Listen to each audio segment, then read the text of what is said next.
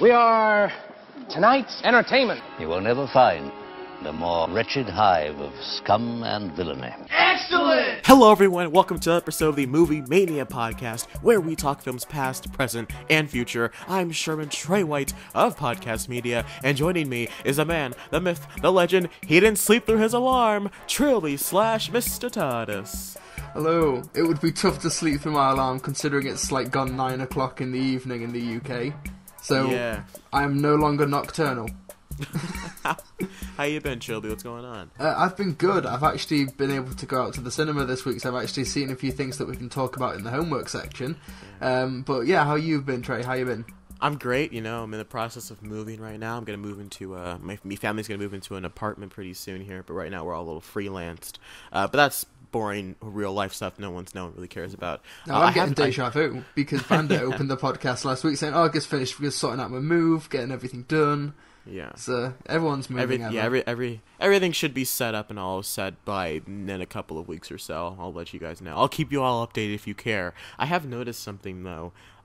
First of all, every time it's just like either you and me, or you and Bandit, the podcast always has like this minor serious overtone, and I love it. Like last time it was just you and I. It was episode 30 or episode 26. We talked about weird movie endings, and we talked about like 40 minutes just about Anomalisa, and we just started like breaking down this psychologically of this the psychology of this man. And then you and Bandit yesterday got into like this talk about slavery last week. It's you legitimately talk like without any jokes about how great the Winter Soldier is, and I'm like, wow, that's what it's like, just not having a series of people trying to make jokes. It was like a pretty good podcast. Yeah. When I was doing the film Brits, I'd just sometimes have a really stupid, out of context title for the episode, and good thing I'm not doing that anymore, because last week's podcast would have basically been Movie Mania Podcast Slavery Edition. It would have been just the worst, and I never would have got away with it. Rightfully so. Slaveries and friendship, yeah. Oh. All right. Before we get to the movie news, guys, I'd like to say, make sure, if you ever do want to skip through something and get straight to the feature presentation or any different kind of, or the homework segment, whatever, we do have time codes below, so wrote that down. Okay, so, Trilbee, let's get into the movie news. News. Ladies and gentlemen, can I please have your attention? I've just been handed an urgent and horrifying news story. Cannonball! Okay, Trilbee, so this is the movie news here. Not a lot of movie news here today as I move the paper away from the mic. Did you see the trailer for Snowden? No, actually, I've been meaning to. I hear it's very good, though. I'm looking forward to seeing Joseph Gordon-Levitt do a role that is not in a really thick French accent like he was in The Walk, the Philippe Petit biopic. Yeah. I never got to see it, and I think that might be the problem, because I'm going to say, like, that movie didn't do very well. I didn't see it, which is weird, because I know a lot of people that were looking forward to it, and no people ended up never seeing it. I think that and Everest had kind of like a similar deal where they released it a week or two early in IMAX, and I feel like that might have been a downfall on their part, because I feel like, when people are like, in theaters this Friday in IMAX, people are thinking, oh, so it's gonna be out in IMAX, and people are gonna be like, oh no, it's only gonna be it's only so what I'm saying, like there's a difference there, and I feel like his movies have been failing recently. He's not a leading man. Like The Night Before, the Seth Rogen comedy didn't do very well. He does good work and he does good movies, I think. He's fantastic. Like The Walk made it into my honourable mentions of the best of 2015. Like, I don't think it's a perfect film. It's sort of like a dumbed down biopic in a sense. It's a feel good one. It's sort of like daytime television, except it has this phenomenal sequence in the last half hour that needs to be seen on the biggest screen possible. And I saw the Blu-ray for The Walk in the shop the other day, and I was like, oh, what special features do they have? How did they do this amazing end sequence? There's nothing on the Blu-ray. There's nothing. And it's like, what is the point? Well, that's because people aren't buying Blu-ray. Like you, The Force Awakens was very similar like that to, and again, I have to bring it back to Star Wars. That's what it all goes down to. Like the Star Wars, like, like the prequels had some of the best special features. I was saying special effects, they don't. Some of the best special features like out there. You know, they had the commentaries, they have the you know, George Lucas talking to you while you watch the movie. Oh yeah, this is where the cool Jar Jar bit happens. And then you know, and you had like the 2-hour documentaries like The People versus George Lucas on the Blu-rays. But Force Awakens was just like, look at this kind of cool, bland, basically 40-minute version of the Comic-Con we released. Look at these like 30-second deleted scenes that we kind of maybe had. I'm like, you know, what happened to like the Pixar days when you had like short films with them and whatnot, and short films about the short films, and it's frustrating. Visual media. But you are right. It seems like Joseph Gordon-Levitt just can't sell a movie for the life of him. Like Premium Rush, he was great in that, and that's a great film. Michael Shannon is like in general Zod territory as the over-the-top villain. Don John, which was okay, that didn't really make a lot of money, and Looper kind of did well. I like Don John. Don John's pretty good. I think I don't remember much about it other than that was okay. Well, I think Looper's kind of what like set him into, at least I got him into my radar in terms of like as a leading man, because you see him in Looper and you're like, oh man, this guy really has talent. I know he was in stuff before, like just a few months before that he was at Dark Knight Rises, but like it was Looper that I was just like, oh man, he's a leading man. So that's what got me to go and see all his movies. I did see Premium Rush. I thought it was trash, but that's fair enough. The trailer itself for Snowden. Sorry, yeah. I was going to say, I am looking forward to Snowden, although I have not yet seen the trailer, which is very terrible of me. But Oliver Stone, the director, he's a good filmmaker. Like, of course, he's known for Platoon, but he's done Wall Street. He does Wall Street 2. Wall Street 2, the streetier. Yeah. It's like it's nearly money never nearly sleeps. 10 o'clock here. Give me a break. I'm tired. It's all right. It's all right. It's all right. But yeah, I'm looking forward to seeing it, although basically as soon as the trailer dropped, all I saw on my Facebook news feed was terrible accents and stuff like that. I feel like I'm excited for this story, but I do want to see it told from both sides. I feel like Oliver Stone's going to go in and tell this being like the story, because the trailer at least is it's like the story of a man who leaked information that the world needed to hear. And, you know, and granted, that's essentially what Edward Snowden did. He did tell us that the NSA, like, hey, NSA's spying on us, keep that in mind. But, you know, I feel like there's two sides to a story here, and I feel like we're only going to be getting one. I think they're going to try and villainize the U.S. government. And granted, the CIA probably should be villainized, because if you do what the CIA's done, like that whole fabrication of that ship blowing up, but whatever. Anyways, you know, the CIA's done bad things, but I feel like I'd like to see both sides of this perspective with Edward Snowden, because, you know, I hear he's not the nicest guy, and hopefully I don't think we're going to see that in the movie. Yeah. But that's like Oliver Stone's a very opinionated anti-government. Okay.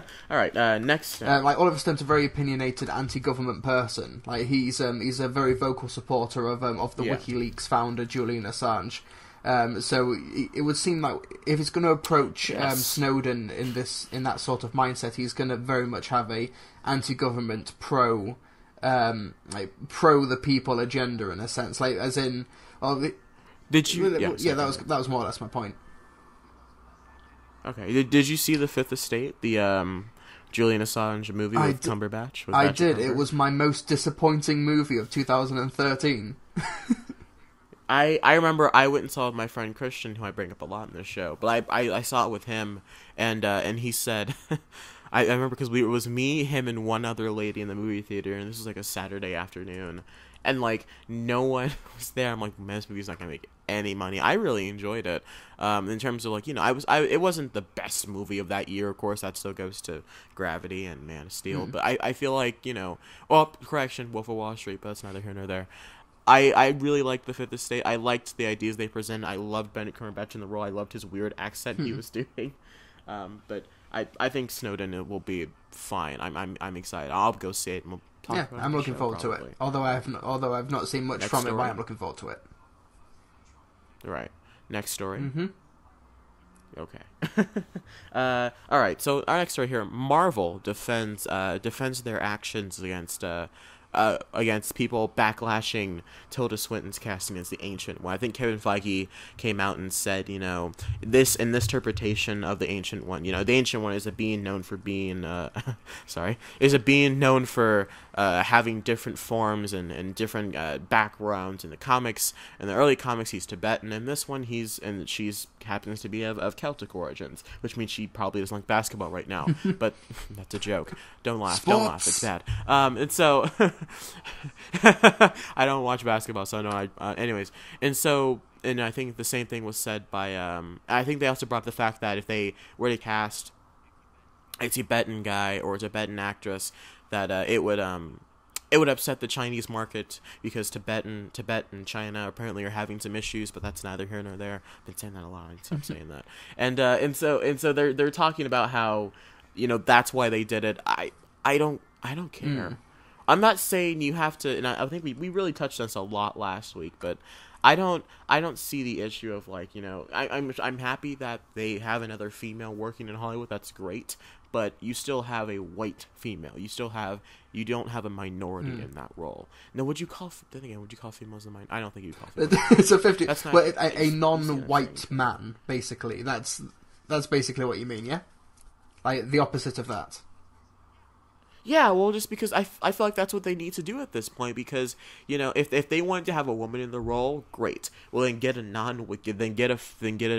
ethnic woman to be in the role then, because you might as well. It's like I said this last week. It's like if they made Falcon a white chick, would people be upset because they turned a black person white, or if they made because if they took someone like Storm and made her a white guy, people would be furious. So why is it that they can take an Asian man and turn it into a white woman and be fine? I feel like there's a double standard there that's not okay. But the thing about Marvel in this scenario is that. But I just wanted to briefly. The thing about Marvel in this scenario is that they make so much money in their films and they get so much exposure regardless of the character. Like Ant-Man is a big film. Doctor Strange is probably going to be a big film. You don't need exposure. You don't really need to rely on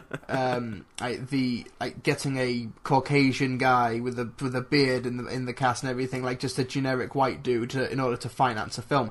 Like Max Landis made that whitewashing video after the Ghost in the Shell thing happened. He was saying, "Well, you'll never get a movie like that financed." Like, all respect to Max Landis, that's like the Lone Ranger having Johnny Depp as Tonto did not make that a big movie.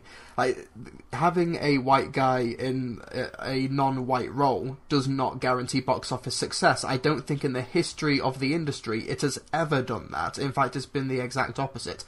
Exodus bombed, Pan bombed, Lone Ranger bombed. There's just no track record for this. There's no track record, and it makes no sense when you do whitewash in the aim of trying to reach a wider market or demographic. There's just no evidence of it. I do see what Landis is saying, though, and granted, I'm an advocate of Max Landis, so I don't usually agree with his opinion. I think he's a great voice and personality on the internet and in Hollywood. I think he has really. I haven't really seen a movie of his that works, but then again, I don't know. I don't read his scripts, so I don't know. I've seen Victor Frankenstein. I saw American Ultra. I didn't like either of them. I liked Chronicle, but I'm like, where's the line drawn as him as a writer? But anyways, I feel like If you're going into, I don't know how Hollywood works. You know way more than, you probably know how filmmaking works way more than I do, which you made a video about it. Congratulations. If you go into a movie studio and you said, I have this great idea for a movie, and it's all foreign people, and it's just like, I feel like it might be easier to market a more well-known name. I don't have a problem with making Scarlett Johansson. I see that it is an issue to take an Asian character and then turn them into white with Ghost in the Shell, but I feel like Scarlett Johansson's a good actress, which I think she's going to be great in the role. Maybe just cast an Asian woman and then have famous people in the background, like we said to do last week. Yeah, I don't know. It really is a slippery slope. It's not the 1990s anymore. Actors don't really sell big budget movies anymore. It's the brand, it's the franchise, it's the character. Like, Iron Man is a big film. Like, not because Robert Downey Jr. in 2008 was a big name. Like, it's all about franchises and sequels and stuff. So, if Ghost in the Shell is not a big enough franchise that the studio feels like they have to whitewash it, then maybe Ghost in the Shell is not a profitable enough movie or series to make a movie out in the first place. Also, maybe just try to make a great movie and market it well, because the reason a movie like Iron Man works is because it's 2008 and no one knows what Iron Man is. But they do some great marketing. They have a great trailer, and the movie looks incredible. People go and see it. I think it has a pretty great opening weekend. Like what 70 or so million opening weekend or something like that. It did pretty well. So opening weekend, people word of mouth kept going like Iron Man's great. Go see Iron Man, and people went back and saw Iron Man. Batman Begins had to follow Batman and Robin, and I think it ended up doing like $360 million worldwide. It did really well for a movie that had to follow Batman and Robin, and because they built up that good grace, we got The Dark Knight. So maybe just make a good movie and market it. Don't worry about putting the most profitable actors in it, because granted, it is a business, and I will agree with that, but when you get, then why is it that Edge of Tomorrow did not do well? It's because they marketed that film horribly. The title sucked, but they marketed it horribly. Like John Carter had a white male in it, and it was a property, but they didn't market it well, so no one saw it. And the movie's mediocre. Yeah, and it's all got to do with like the budget and just how modestly you make it. Like not every film needs to be a $250 million blockbuster. Like it's not come out in the UK yet, but there's the new Barbershop movie, which has been, even though it's not made like 100 million opening weekend, it is a profitable, successful movie because it didn't cost a load of money. And that's a very like niche demographic. That is a non-white demographic, and there is money to be made if you budget appropriately. So, yeah. Tyler Perry's made a whole career off of low budgets and black people. He's made a whole career off of it. I can tell you that I have my family's got 18 of his projects. So, okay, final story here.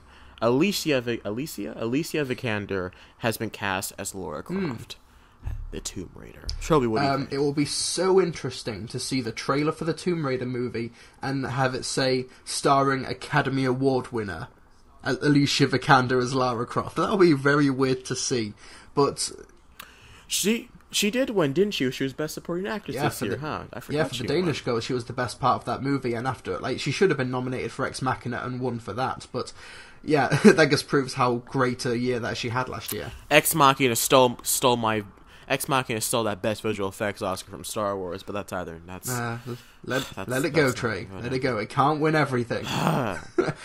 It didn't win anything. Mad Max won everything. Well, I'd rather that, to be honest, because Mad Max was pretty amazing.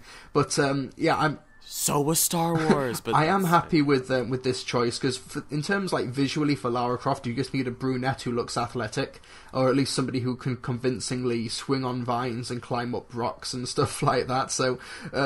Can she do British well? Can she do a British accent? I believe she can. Off the top of my head, okay. I have no idea where she's from.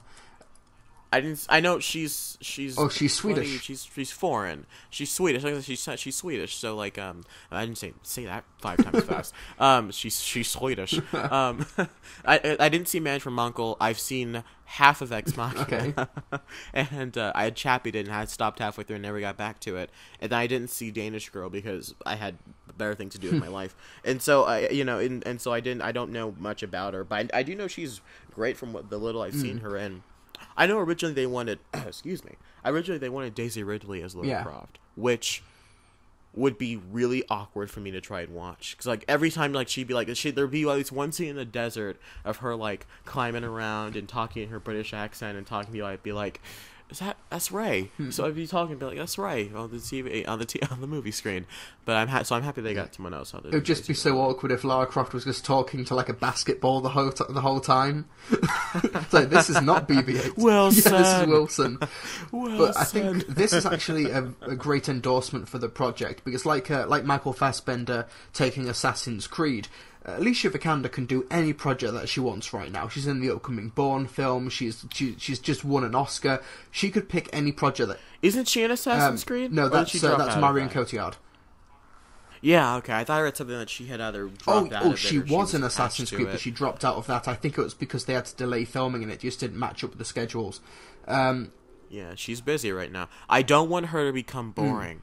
All right, because Jennifer Lawrence at first was great in Winter's Bone, pretty solid as Mystique, but then she did Katniss and it was boring. Then she was good in Silver Linings Playbook, and then after that, it's been weak. I don't need her to become boring. Well, in the UK, Alicia Vikander was in 7 movies last year. Okay. And yet that's weird. I don't hear anyone going, "Oh, we've seen too much of Alicia Vikander. Can we hear somebody else?" Like Tom Hardy's in 3 movies. What was he like? What 3-4 movies last year? Like in terms of big roles. And then Chris Pratt's in like 2 a year, and it was just like, "Oh, too much Chris Pratt. Oh, too much." But Sam Jackson can do 18 movies in a year, and everyone's just like, "Yeah, Sam Jackson." Speaking of which, has anyone else noticed that Nick Fury's become less and less like Sam Jackson as the Marvel movies have been going along? Like back in Iron Man 2, when like the first Avengers, he was really all about, being Sam Jackson, Pulp Fiction, all that stuff. Mace Windu. But suddenly he's just become like and there's the great line in Avengers, like, regarding it's a stupid ass decision, I'm going to ignore it. Yeah, that's what I'm talking about. Like, I'm pretty sure he just made that up on the fly, or in sorry, I'm gonna have to ask you to exit the donut, like in Iron Man 2, which I like, but that's the best line in Iron Man 2. Exit the donut. Yeah. But I know you didn't have many news stories, but there were actually a few other things this past week concerning DC movies. If you wanted to talk about that. If you have it written down, go on ahead. Seth Grahame-Smith, the director of The Flash, has left. He did leave. Yeah, he did. He left The Flash, so The Flash is now sans a director. Now, here's my theory, right? Because directors usually leave these projects because what else is Seth Grahame-Smith doing? Pride and Prejudice Zombies 2? No. So, like, he wrote the books for that and Abraham Lincoln Vampire Hunter, if I'm not mistaken. So what else is he doing right now besides that? Unless he's going to go do, like, Captain Marvel, which is... give that to Joss Whedon. But anyways, I think my theory is that DC is doing what you thought, and DC is doing a regime change. Ha! Called it! All right? So I think like because they went and did some reshoots for Suicide Squad, which granted movies do reshoots all the time. That's fine, I do believe that, but they don't do like what Suicide Squad is doing right now, which is like, what was that, like $30 million just to reshoot some stuff? Like, what are you reshooting? Like, usually reshoots are like second unit stuff, like some extra shots of a building or some extra CG somewhere. Anyways, or sometimes just an extra scene like that Thor vision in Age of Ultron. I think they're pulling an Ant-Man, and there's like, "Hey Seth, I know you're making this pretty intense, kind of dark but still kind of humorous DC movie about the Flash. We're gonna turn it into Guardians of the Galaxy." And Seth's like, "But I don't want to do that." And DC's like, "Well, we'll get somebody else." And now Seth Grahame has left the Flash. Yeah, there's also some rumors saying that James Wan is considering leaving Aquaman. Like, these are just rumors; it's not official. No. So yeah, this is kind of, after Batman v Superman, it's all people that seem to be either jumping ship or being let go if the James Wan leaving Aquaman does happen, because James Wan is a big guy over at Warner Brothers. He's made The Conjuring, The Conjuring 2, and he's doing Lights Out. He's going to be making Warner Brothers basically all of their money this summer. Well, he's producing Lights Out, but we'll get to that later on. He's producing Lights Out, but it's because of him that project has got off the ground and will make money for Warner Brothers. Is true, yeah. So he's shepherded the director into exactly. the studio. No, exactly. And Warner Brothers need James Wan more than James Wan needs Warner Brothers. And I think can they get him back on board for this project if there are indeed creative differences behind the scenes? And Well, James Wan is such an imaginative filmmaker, and he was talking about earlier, like a couple of weeks ago, about how he's got these different ideas for like sea creatures and like and how he can make this world look so different than anything we've seen a superhero film before. And I'm like, that's what we need. We need things that are different. And like James Wan, especially after rewatching The Conjuring, in preparation for that sequel, James Wan is such a dynamic filmmaker. He knows how to film. He knows how to film something. He knows how to frame a shot. He knows how to move the camera without it making it look annoying. Like he knows how to make, like, The Revenant was great, and Emmanuel Lubezki was a great cinematographer, and Alejandro G. Inarritu is a great filmmaker, but I feel like they got way too over their heads in terms of trying to make their shots look incredible. Like, I felt like they were more focused on making, like, look how great this movie looks and look how symbolic we can be instead of making a good movie. And I think we had to talk about that, like, weeks ago. But James Wan is one of those directors that's like, look how artsy I'm being while telling you a story. And I think he finds the perfect balance. And, hit my mic. And I think that Aquaman needs something like that right now, especially after Dawn of Justice, whatever that was. Yeah. So that's really all I could think of in terms of DC news, except for a rumour that George Miller is going to be doing the Green Lantern movie. Once again, a rumour, but that would be amazing. Give him Man of Steel. Give him everything. Right now. Yeah, I mean, I think Green Lantern will be like Green Lantern is not that hard to. I'm saying like I make movies, but I feel like Green Lantern is not that difficult to do because I feel like Jeff Johns has done like 18-ish, like 2 or 3 years of really solid Green Lantern stuff, and just be like, here, there's your Green Lantern movie. You know, they did some anime movies about Green Lantern that were pretty sweet. Like, I think Green Lantern's not that hard. I think give him Man of Steel 2 because at this point, Superman is the worst part of the DC cinematic universe, and there's a dog barking outside. Superman is the best part of the DC cinematic. It's the worst part of the cinematic universe right now, and that's bad because that's your foundation. So, yeah. Yeah, not to try and antagonize DC fans at the moment, but somebody counted all of the lines that Superman had in Batman v Superman and Spider-Man had in Civil War. Spider-Man has got more dialogue in Civil War. Yeah. Which I think's amazing. I feel like if Zack Snyder wanted to do, here we go doing a DC tangent. If Zack Snyder wanted to do, I can see the comments now. Why do you keep picking up Marvel's not better? I think Marvel's better right now in terms of the movies. If DC wanted to, if Zack Snyder wanted to do like a strong and silent Superman, that's fine. Maybe then have his actions speak for his words, and maybe not have him cry when he's saving people. But whatever. That's okay. Is that all the news you got there? I believe it's all I've got. Okay, well then I do believe, Trilbee, we had some homework. This week, each one of you has a homework assignment. You're going to go out, you're going to start a fight with a total stranger. You're going to start a fight, and you're going to lose. So this is the homework section, in which case we talk about either films that were assigned to us, or some of the things that we have recently seen in theaters. So Trilbee, what have you seen? I've seen quite a few things, actually. Last week, I saw it before last week's podcast, I guess I forgot to talk about it. Zootopia. I actually wound up finally seeing that. Oh. And yeah, darn, right. Disney the animals got political. I did enjoy it quite a lot. I thought it was really entertaining and really smartly done and gorgeously animated. I felt like it maybe should have stopped a bit more in the story too, because it's basically kind of a generic detective story but in this very elaborate world, and I wish we could have seen the world a lot more than we did.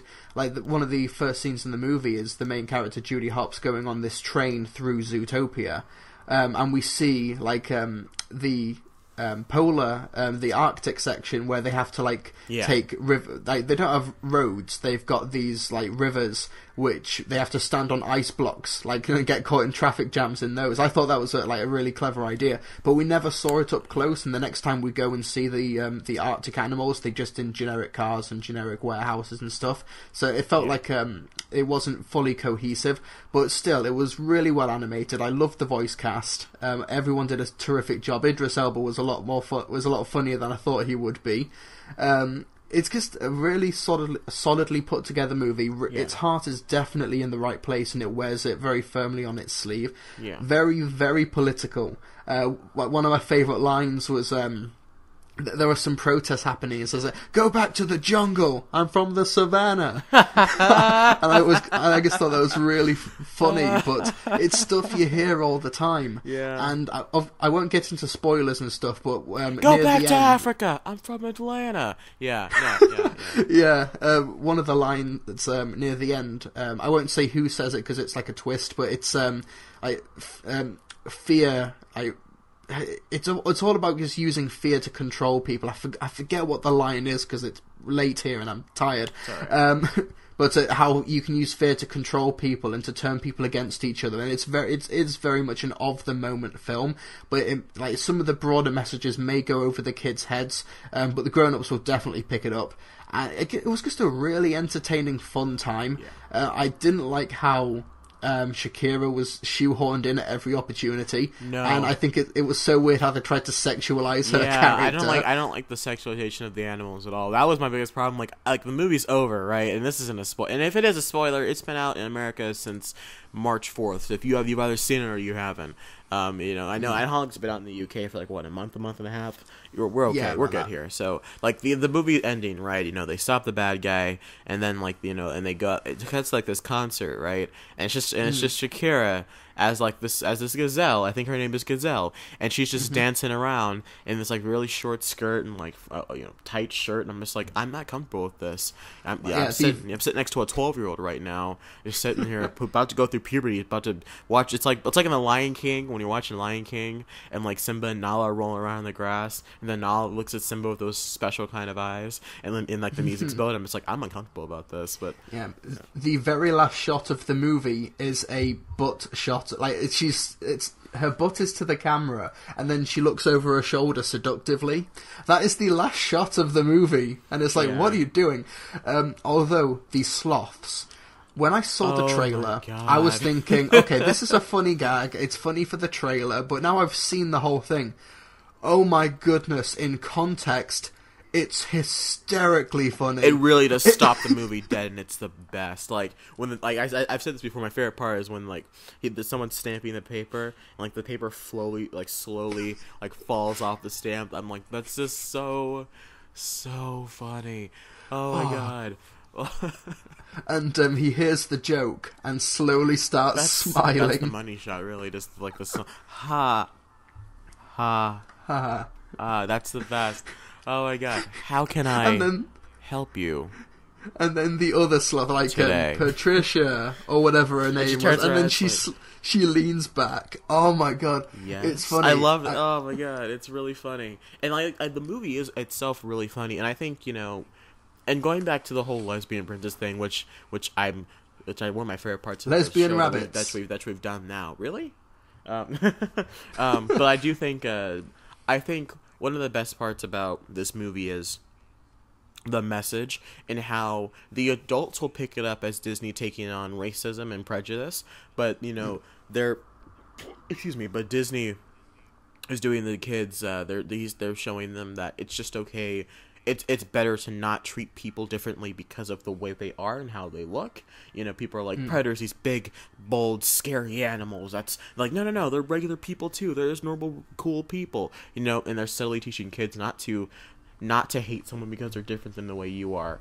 And I feel, and so, you know, that they're really, it felt very Pixar in the way of how it was a very adult film that was absurd, that was just kid friendly. And I really enjoyed it. And I think what surprised me the most was that we had the motivation of Nick Wilde, the Fox character voiced by Jason Bateman. Yeah. Like, we learn his backstory, and the backstory, like, it's what you'd expect. It's a bit like of a generic backstory. But it's really harshly done, though. But it's how it informs his character and what he learns from that is actually what really surprised me. Can I spoil it? Can I talk about it? I don't know. Might as well. Yeah, go ahead, okay, man. Yeah, skip 30 seconds if you really want to avoid it. I mean, this movie's made nearly $1 billion, so who hasn't seen it at the moment? But basically, he thinks if people are going to treat me as a con man, as a slimy individual, then I might as well just do that. And I think that's a really interesting way to approach that. It's like, if you do treat somebody with prejudice, regardless of who they actually are, in the end, they may just conform to that prejudice. They may just do that because you're going to consider them that anyway, no matter what they do.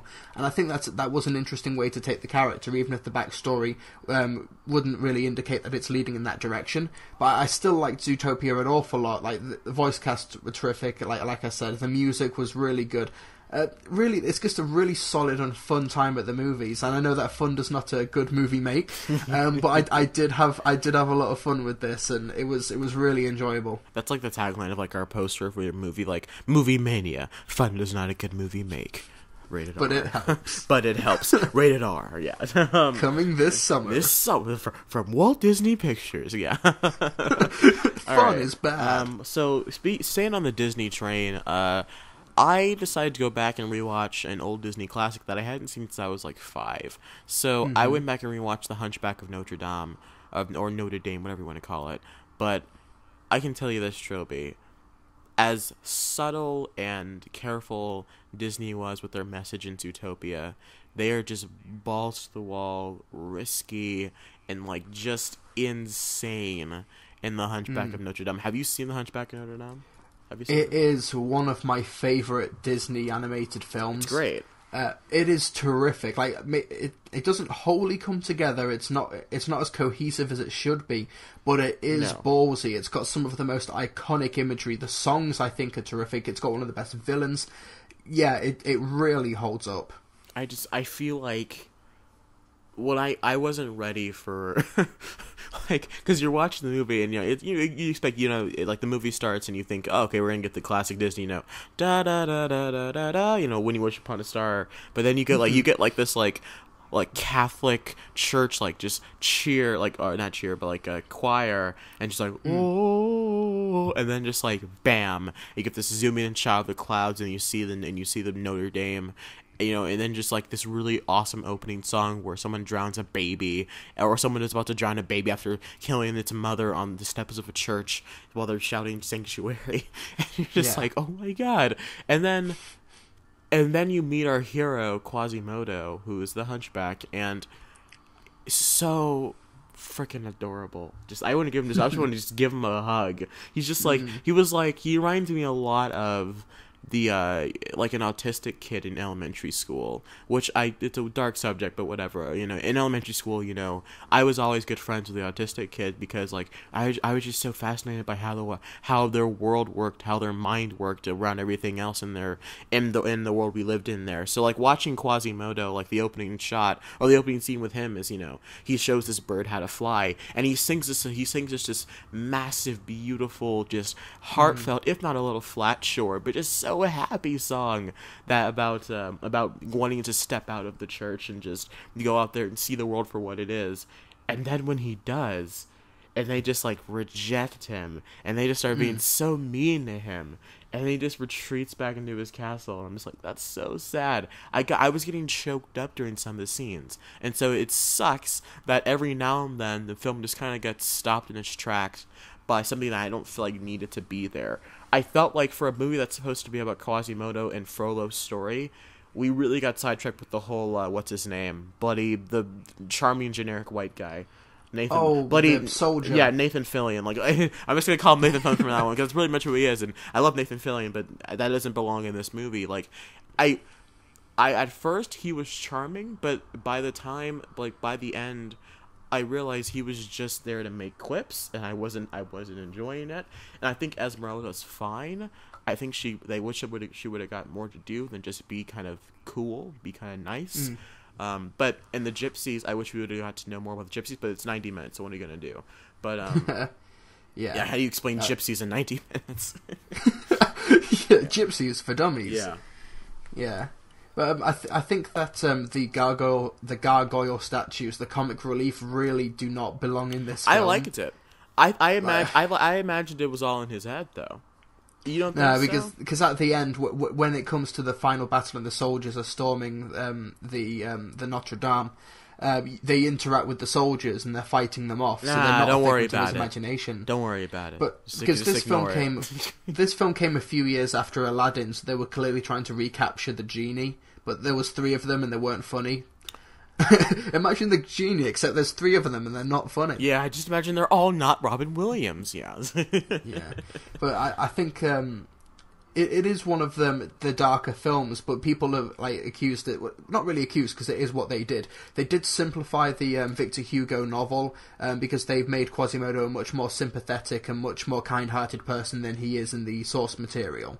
So if you want an accurate representation of the book or the early films, then no way you're going to get it here. It completely changes the ending as well. So purists need to stay clear from this Disney film. It's a Disney movie. They're not going to have Quasimodo hug Esmeralda's corpse while he dies and withers to bone, and the bone's dust falls and this blows away in the wind when they open up the thing. It's a Disney. Spoilers. It's a what is it, like 200 years old? It's a Victor Hugo novel. If you haven't read it, you're never going to read it. Sorry for the 8-year-old that listens to this show.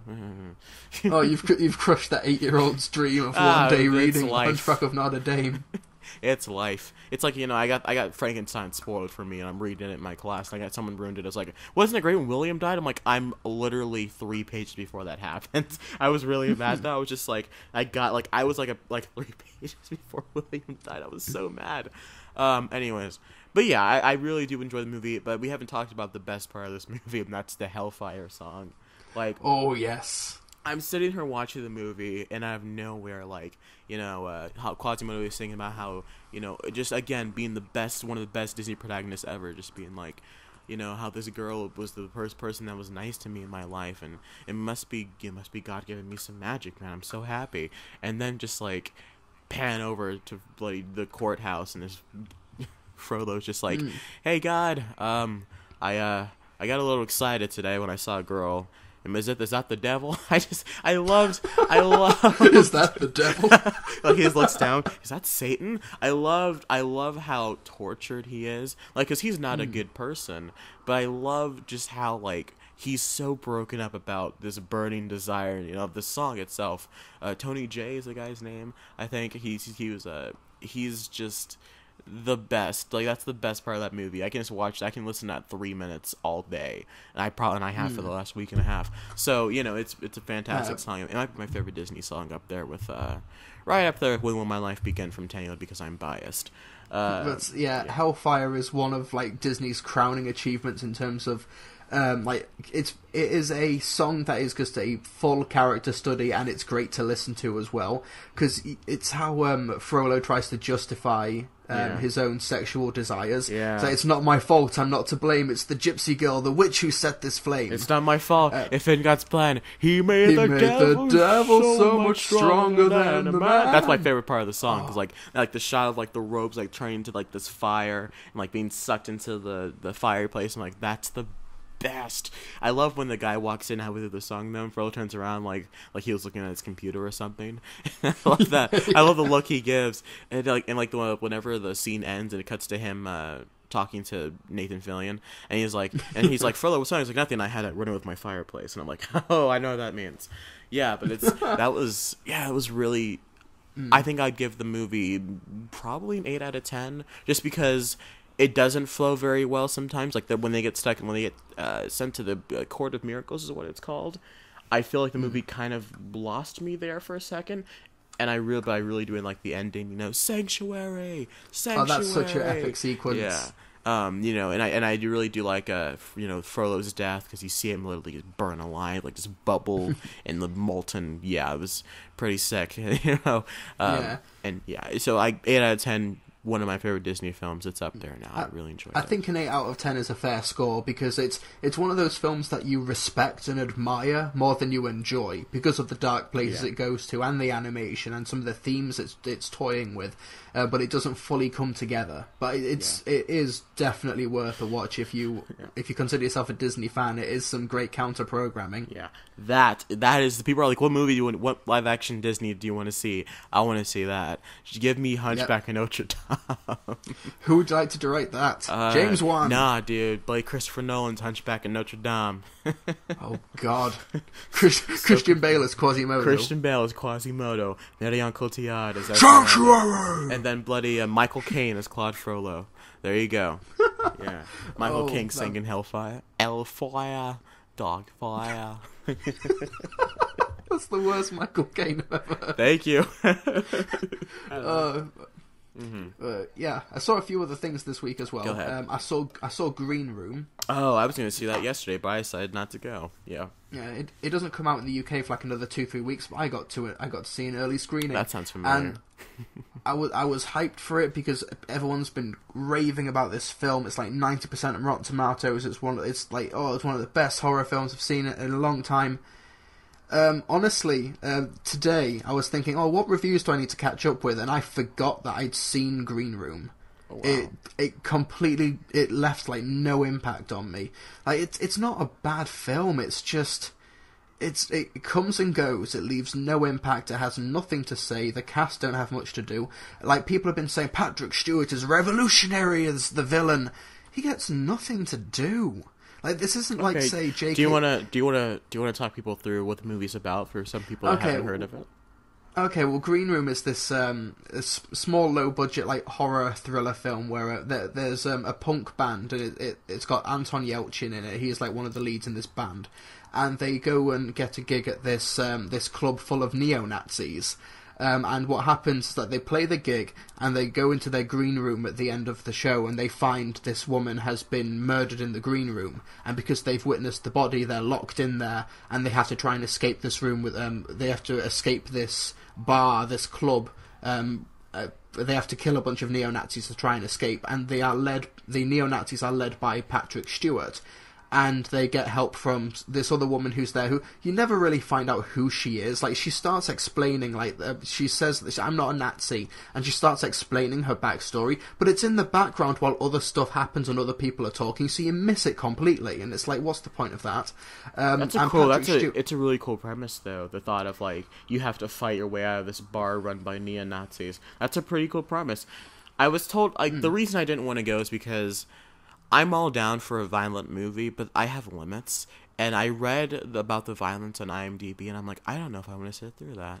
So I just decided not to go and watch it. Well, when I told people online that I didn't really get much from Green Room, they were saying, but I loved it was really gory, and it was like, what do you think? It's like, I grew up on Friday the 13th and Saw, nothing in Green Room compared to it. Like, it's, for me at least, it was kind of tepid. It didn't deserve the 18 certificate it got in the UK. I think you could have got away with the 15. There is some gruesome imagery, but it can't decide whether or not it wants to be minimalist. Like, oh, what's happening on the other side of the door? Like, because early on, Anton Yelchin gets his hand stuck in a door, and you don't see the injury. You don't see what happens on the other side of the door as he gets his arm mutilated, but you see the end result. And it's sometimes it's trying to do that, oh, we don't want to show it happening, but then sometimes it just full on shows it. It just can't be bothered to make its mind up. Someone's head being dragged by a knife that's stuck in there. Yeah, I read that. That was almost comical. And like, somebody gets their head shot off by, like, they get their head shot by a shotgun shell, but it's just like, oh, little grey bit of powder on his forehead, even though it was a point blank shotgun blast, whatever. Right. It's really inconsistent, and for someone like me, the gore just like left no impact. Okay. But that is a very subjective thing. But really, like, there's just nothing really at play here. Like, you don't really sympathise with any of the band members, so you're not rooting for them to escape. Patrick Stewart's, like, he is. If you've seen some of his more charismatic or dramatic or funny roles, you know he is like a force of nature in terms of personality when he's given the right role. Here he gets nothing to do. He just stands around saying... My favorite Patrick Stewart stuff is when it's just him and Ian McKellen broing out in pictures and videos on social media. That just makes my day sometimes, yeah. Yeah, but there's one good scene when he's behind this door, because they've locked the green room door and they're trying to negotiate with him, and you just hear his voice, and he has got a very powerful voice, and he's like, whatever you've seen or done is none of my concern, we just want you gone. Like, he's trying to negotiate with them, but he's clearly not on the up and up. But apart from that scene, he has nothing to do except talk to people saying, it's nearly sundown, they should have been dead an hour ago. That's basically his role for an hour and a half. And it just builds up to a massive anticlimax, and nothing. It ends on a joke that hasn't nearly been built up enough. It's not a bad film. Like, it built up atmosphere well. There is some good makeup effects there, and the performances aren't bad. It's just not in service of any any characters that are worth investing in. It's just it just came and went, and I forgot that I saw it literally like a day after seeing it. I forgot all about it. Ouch.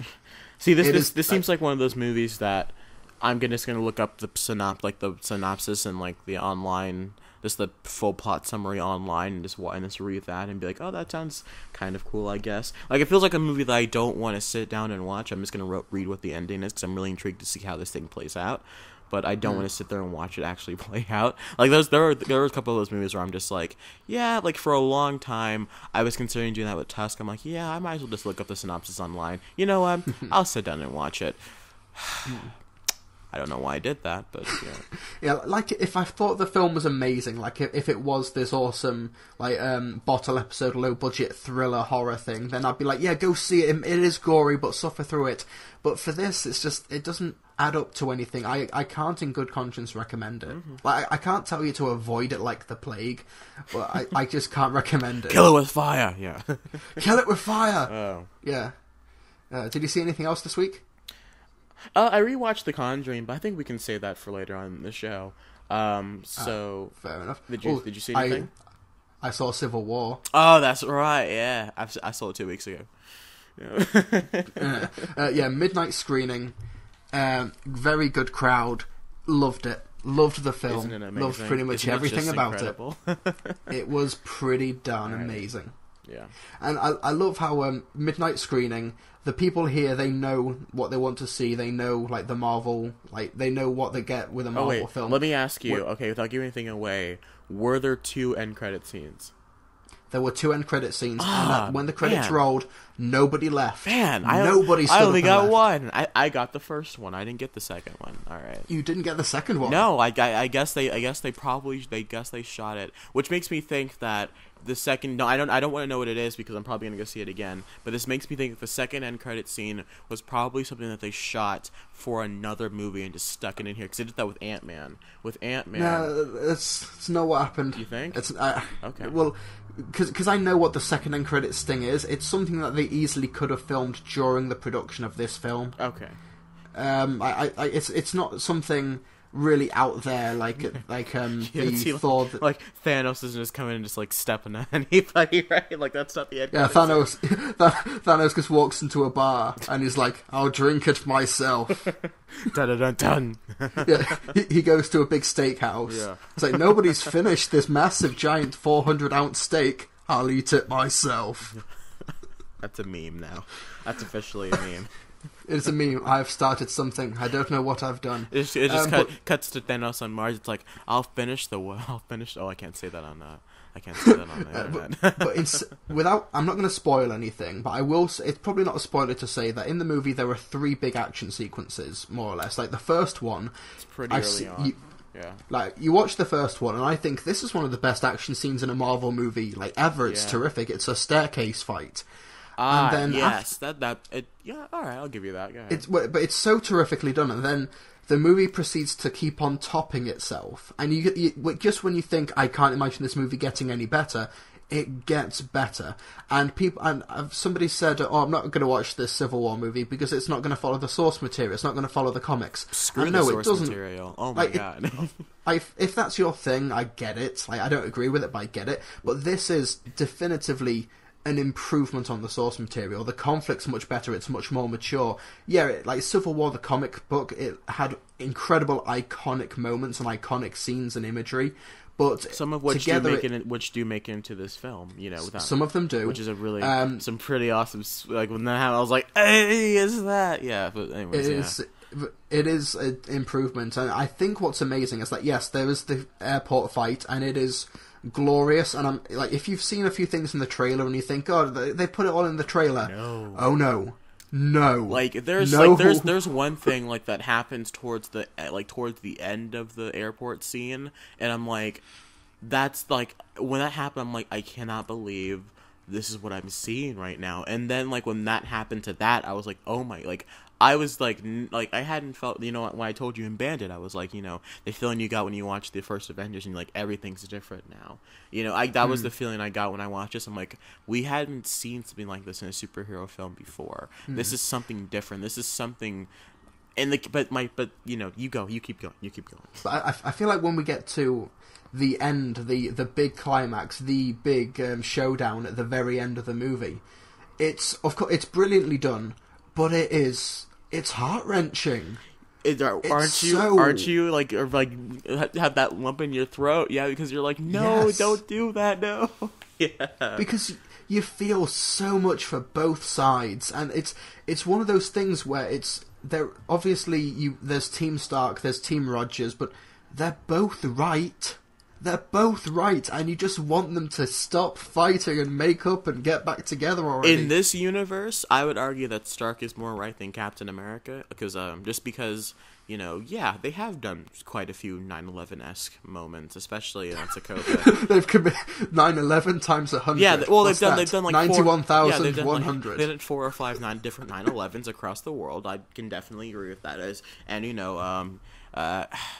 don't give too much away, but there are certain events that happen in this movie where you're like, yeah, we should probably be put in check. And in terms of the accuracy to the comic book, I think, and now that you have seen it, you can see what I mean when I say there are certain events that happen in the comic book that that at this point where the story is, that is not what needs to happen. And you know, and Bandit took that as a spoiler. I think I was being spoilery about it. But I think that this is exactly the way they took the basic concept of what Civil War is, which is heroes fighting each other because based on different ideologies, and they took that and ran with it. I'm really excited. I'm so pumped for Phase 3. Bring it on. I'm ready. Come on. Exactly. Come on, Doctor Strange. You can do this. I guess two more things I just want to add. Every character in this movie gets an arc, and it's satisfying. Even though they're juggling so many people. Like Scarlet Witch, I loved everything about her in this movie. And I think that the MVP of this movie was Paul... Well, he was awesome. Paul Rudd's Ant-Man. Because he grounds the movie in such an interesting way. Like from his introduction, everything he does during the sequence, like not like his actions, but the way he says it and what he says and when he comes in, he is like the everyman Avenger. Yeah, he really is. I loved that dynamic. It's terrifically done. There's a joke about prison that's pretty great. Oh, God. I will give away what it is. A joke about prison that's pretty great. But I imagine we'll go more in depth on this next week, and I am planning to see it again. I love... and without spoil... Sorry, I'll let you get your third point second, but like, going back to Hawkeye, I love what Hawkeye is now in the MCU. Yeah. He really is the kind of the cranky, jokey kind of dad. Like, he'll just show up and just be like... I was gonna make my kids dinner, but I'm gonna fight some superheroes, and that's not a spoiler, but it's really great, like the role they give in Hawkeye now, because they just know that Hawkeye's so useless that they've made him an interesting character to look at, and Jeremy Renner is really good at what he does.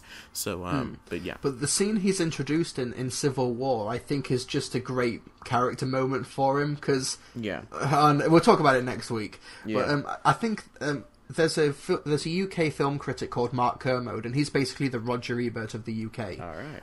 And like he had a review up of Civil War the other day, and like he liked it. He had a really good fun time, but he was like, it's too long, it's bloated and stuff like that. Like, but he was positive about it. But he compared it to Batman v Superman, and he's aware of the whole. People think there's an anti-DC bias and that nonsense. But he was saying he worded it perfectly when he said that Civil War is a movie to be enjoyed. Batman v Superman is a movie to be endured. And I think that it's such a great palate cleanser after Batman v Superman, because you spent 2.5 hours trying to figure out what on earth those two are fighting about. We got it from like the first scene of the movie.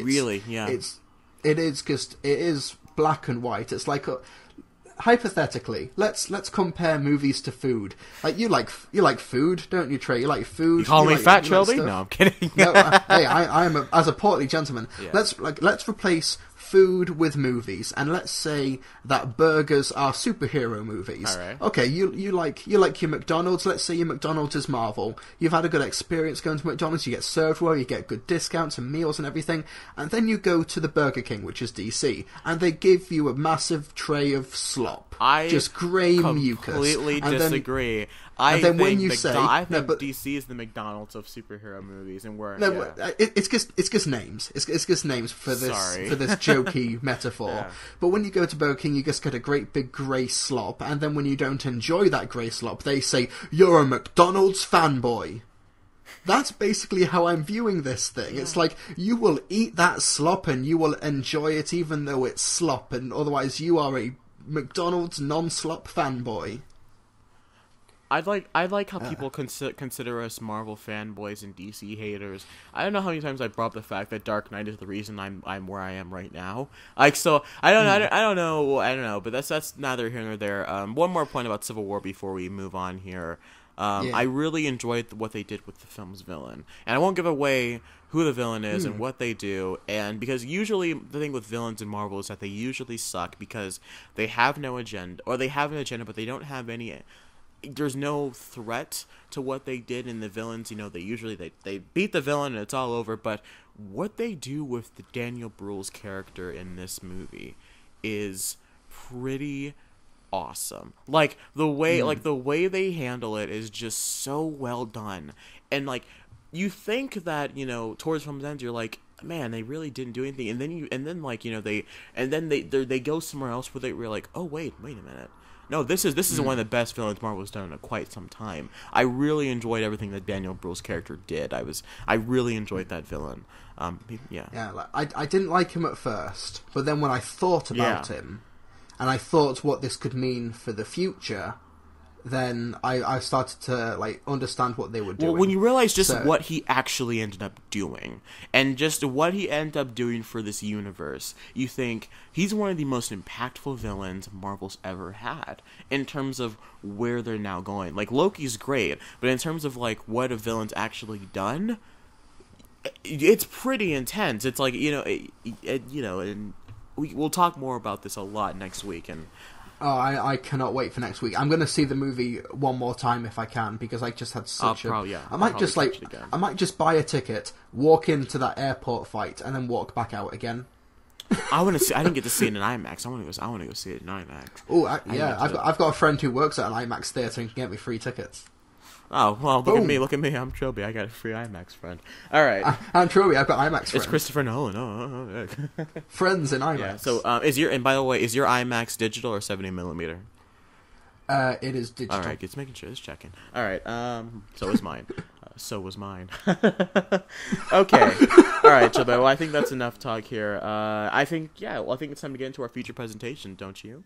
Yeah. And now, our feature presentation.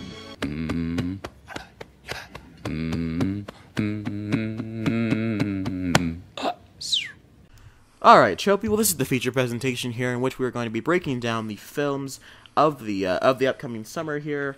I guess, is it summer over there for you guys in the UK?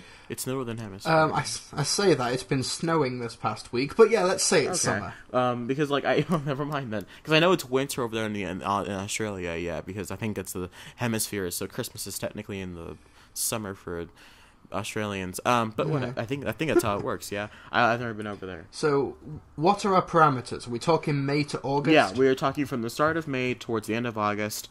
And we're not gonna talk every film because we'd be here for 3 hours. But we're going to break down the some of the bigger films, or some of the films that we personally are just gonna be looking forward to. So, I guess how I want to do this is I want to rate our excitement for the film out of 10, in the same way we would rate a film out of 10. So for the first one, of course, the biggie, May 6th, Civil War. What was your excitement going into Civil War, should I say? My excitement at the beginning of the year was like a 9, but within a couple of weeks of it, it was a 10. It was a 10, and the film lived up to the hype and then some. I would say when the first trailer came out, I was about a 7.5. I didn't feel the warness of the nature of the film, and then I saw the Super Bowl ad and the second trailer, and I was at about an 8.5. And then I was in the theater, and as the movie started, right as the film was starting to play, I'm at a 10. I'm so hyped. I'm so ready. I was so ready for this movie. Yeah. So that's that though. Okay, our next film here is Angry Birds, the Angry Birds movie. Trilby, what's your This is interesting because I feel like this film should have happened 3 or 4 years ago. I think it's way too late. Animation takes so much time, though, doesn't it? I know it does, but it's not my problem. Sony's problem. No, in terms of excitement, I'm going to go for a 6 because I feel like I should hate this idea on principle, but the trailers have made me laugh. I think the animation, it does look gorgeous. Just look at that bird island and the detail on the feathers and the character designs. It looks very good. And I think that the voice cast is good, and some of the jokes have made me laugh. There is that great gag where the little bird is kicking the football, and Red kicks the bird instead of kicking the ball. I think that's just a great subversion, and I think more stuff like that, and this could actually be a fun animated film. So I'll go for a 6, which is a good rating for me. At least that's how I work. All right, so Sony is not in good graces with me right now. They're kind of okay because they gave Marvel back. They give Marvel Spider-Man back, so that's kind of good. But as of right now, for me, Sony is not in the best line with me right now. I say my excitement is a 4 because I laughed out loud once while watching the trailer, and that was when the eagle peed in the water, and the people and their reactions to it, which is they're gagging. I'm just that's the best. But we've seen that in the trailer already, so it's not going to be as funny as if we were to see a trailer from the movie. And Josh Gad is annoying, so... Yeah, he is annoying he's a talented guy, but he needs to be more than just the loud, shrieking person. Which is... It's weird that that's not working for him, because that usually works for a lot of guys. Being the loud, shrieking, fat person. It worked for someone like Jonah Hill, Kevin James, Melissa McCarthy. Yeah. But this one, it's not working for Josh Gad. I think he's really great in the movie, that Kevin Hart film, The Wedding Ringer.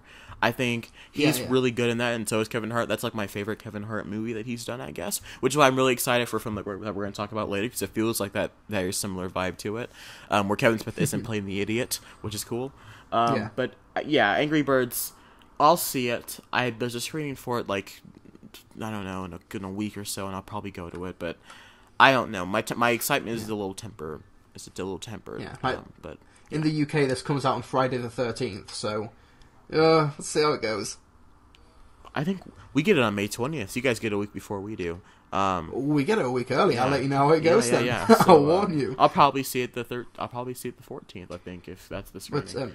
But, I don't know if you've got this down on your list, but it comes out the same day in the UK here. Whiskey Tango Foxtrot. I'm really looking forward to that. That came out a month and a half or so here in the US. I'm so jealous, because this is like an 8 out of 10 anticipation for me. I love Tina Fey and her work, and I think that the trailers look fun. I'm looking forward to this. Have you seen the reviews? They're not great, but they're not terrible. It's not like that Sandra Bullock movie, Our Brandit's Crisis. I didn't see it, though. I've heard mediocre things. I hear Margot Robbie's great, but she's great in everything.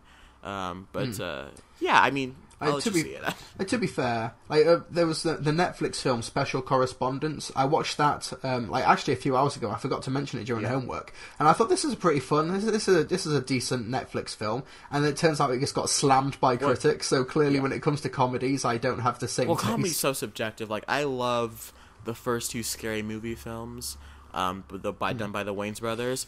But I can see why people would think that they're absolutely atrocious. Like, I also really enjoy the first on Haunted House, but I could say people think it's atrocious. The comedy's so subjective, and yet some of the best comedies of all time, I don't like Caddyshack. But that's bad, that's neither here nor there. Don't worry about it. But you know what I do? I love the 20... Anyways, speaking of comedies, we can move on here to the next movie. The Nice Guys, I think, also comes out there on that same time, the same weekend of May 20th. That's the new Shane Black film with Ryan Gosling and what's his bloody name? Russell Crowe. There we go. I'm thinking of like my name was Crow Russ. I'm thinking Crow Russ. I'm like, that's not right. What's the other one? Russell Crowe. I'm really stoked for this movie. I'm getting more and more excited the more I see it. I think Shane Black is a great filmmaker. It sucks that he's made the worst Marvel movie, but that's okay. I really enjoyed Lethal Weapon, Predator, Kiss Kiss Bang Bang's amazing. So I'm excited to see where this movie's going to go. Yeah, we get this 2 weeks after you on June 3rd. I am looking forward to this, though. This is one of my... In terms of original films coming out this year, which there are quite a few, but they're not many high-profile ones. This is definitely up there. This looks like a lot of fun. I love the role that Ryan Gosling's playing and everything in terms of just the physical comedy, like him trying to keep that toilet door open. Oh my god, it's the best. It's like when you watch like Inherent Vice and you see not River Phoenix, Joaquin Phoenix. Yeah, Joaquin Phoenix. Do all that physical comedy, and you're like, oh, I didn't know he was capable of doing that. That's awesome. And so, you watch the Nice Guys trailer, like, this looks really funny. He walks in, like, breaks his arm. He's like, come on, break your arm. No, I love it. I love it. And when he throws the gun and it goes straight through the window. Oh my god, this movie looks really funny. Yeah. I'll sneak into it because it's rated R, but I'm excited. Yeah.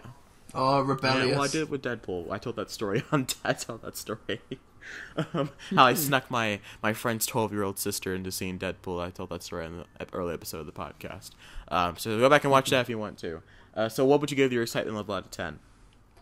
I give that an 8. I'm not expecting the world from this movie. I'm expecting a really fun buddy cop vintage 70s throwback movie. I'm expecting a really really good I time. always want to laugh a lot, because I feel like the last time I got a comedy that made me laugh a lot was Spy. And I remember, because I saw Spy and I was cracking up. I was losing my mind during Spy. It was so funny, and it's still really funny. I still really enjoy Spy, and so I want to laugh like I did when I was watching Spy. Paul Feig's really great, but we'll get to him later. I give it a 7.5 in terms of my excitement. So I'm excited. What was the in Spy? I don't know why I just randomly thought of this. What's the name of that the opening credits song? What was it Who to called? Trust or something like that? Yeah, that should have been nominated at the good. Oscars instead of Writings Hey, I on like the Wall. Writings on the Wall, right? Stop it. I don't dislike it, but like It should have been better invited than the and nominated more than that 50 Shades of Grey nonsense. That is true. That is. We had to give me. Oscar time to 50 Shades of Grey. Can you believe that? Star Wars won nothing, but we gave actual time to 50 Shades of Grey. Yeah. That's made me depressed. I'm gonna Cheer go me get up, my Trey. shotgun. All right, well, X-Men comes out. X-Men comes out the week after. It does. Yes, it does. I know people that have seen this already, and I've heard nothing but pretty awesome things. People are saying that the film's a lot more fun than the trailers are letting on, which I'm really excited for. The people are saying that Bryan Singer is once again made a great X-Men movie. However, as someone who is not the biggest fan of Days of Future Past, I'm still very temperamental with my excitement. It looks really cool. I love the last trailer. That Wolverine cameo at the end was pretty sweet. I'm excited to see him come back, and and that which apparently it's going to be a longer scene than X-Men First Class cameo, which is good. But overall, I want to see them do the Storm, or not the Storm. You do Storm right as well, but I want to see them do the Jean Grey, Scott Summers thing right, because Ty Simpkins is a good actor, and so is Sophie Turner, and I want to see them actually portray the characters as they're supposed to be portrayed. Yeah, I think this looks really good. I'm surprised that the trailers have been so morbid and so dark after the massive success of the light-hearted Deadpool. I'm surprised that 20th Century Fox haven't stuck with that formula for the marketing at least, but this does look really good. I think that the first trailer they released is the best trailer, but I have liked everything that's come afterwards. The Super Bowl spot was awesome. Really, you've just got this amazingly talented cast, and also Jennifer Lawrence. Thank you. I'm joking. I'm joking. Yeah, she's very good, but fine. she is sleepwalking. She's sleepwalking. She looks so through bored, this role. doesn't she? Finally, the people are finally seeing what I'm talking about. I don't I've been saying this I've been championing this for years, man. I'm just like, Jennifer Lawrence does not look like she cares at all, and she never does. I'm sure she's a nice lady. I'm sure she's very down to earth, but my God, if she doesn't look bored out of her mind, I'd rather she's Shailene Woodley in the role of Mystique, and her voice sounds like a computer on weed. Yeah. But I'm looking forward to this. My anticipation for this is a 9. All right, I'll go 6 because I'll get Oscar Isaac and Wolverine, I guess. So, and Michael Fassbender is Magneto. Yeah. I'll be interested in knowing what you are really anticipated for, and I'm not, because it seems like I have more hype than you. Right now, well, I think it's just because I'm really psyched for the Nice Guys. I've learned from years of heartbreak to not be super excited for things. There's one movie I'm pretty psyched for, and we're gonna get to that pretty soon. But I'll tell you what it's not, and that's Alice Through the Looking Glass. What a that sequel is happening whether we like it or Fart not. box on wheels. Oh man, that is just the worst. Do we have to talk about this? I mean, we're gonna talk about it when the movie comes out, sure, but it's kind of like Avatar, in which it showed up, made $1 billion, and no one remembers it. Yeah, it's had no cultural impact. I liked the weird hip hop dance Johnny Depp did. Oh, you are the only person who likes that. Like, my girlfriend, she likes the film, and even she's like, "Oh, that dance was terrible." I don't think. I think Tim Burton's head was in the right place, but I think that they messed up the moment they tried putting prophecies in Alice in Wonderland. Because the whole thing about Alice in Wonderland is like, look how random this is, look how weird this is, look how crazy we can get out here. And there are certain parts where I'm like, look how weird this is. Like, Tim Burton's doing this great, the classic, eats the cake and gets bigger, whatever, he drinks it, gets smaller, whatever. and then or if that's the other way around, but whatever. But then they're like, but Alice is Luke Skywalker, and I mean Harry Potter, I mean Alice, and now she's has a prophecy. She's gonna slay the dragon. I'm like, what are you doing? Yeah. They made a movie. The source material is basically just a walking tour of weird and wonderful things. And they made a movie in which they gave Alice a destiny. And I need to remind you that the movie ends with a giant army-on-army fight, and they give the Mad Hatter a massive broadsword. I liked that. I liked that. They tried to give an Alice in Wonderland movie a 3-act structure, which is kind of sacrilege in a sense. It's something you cannot do, and it's disappointing because it's got a terrific cast, like Helena Bonham Carter, Anne Hathaway, Crispin Glover, and Alan Rickman.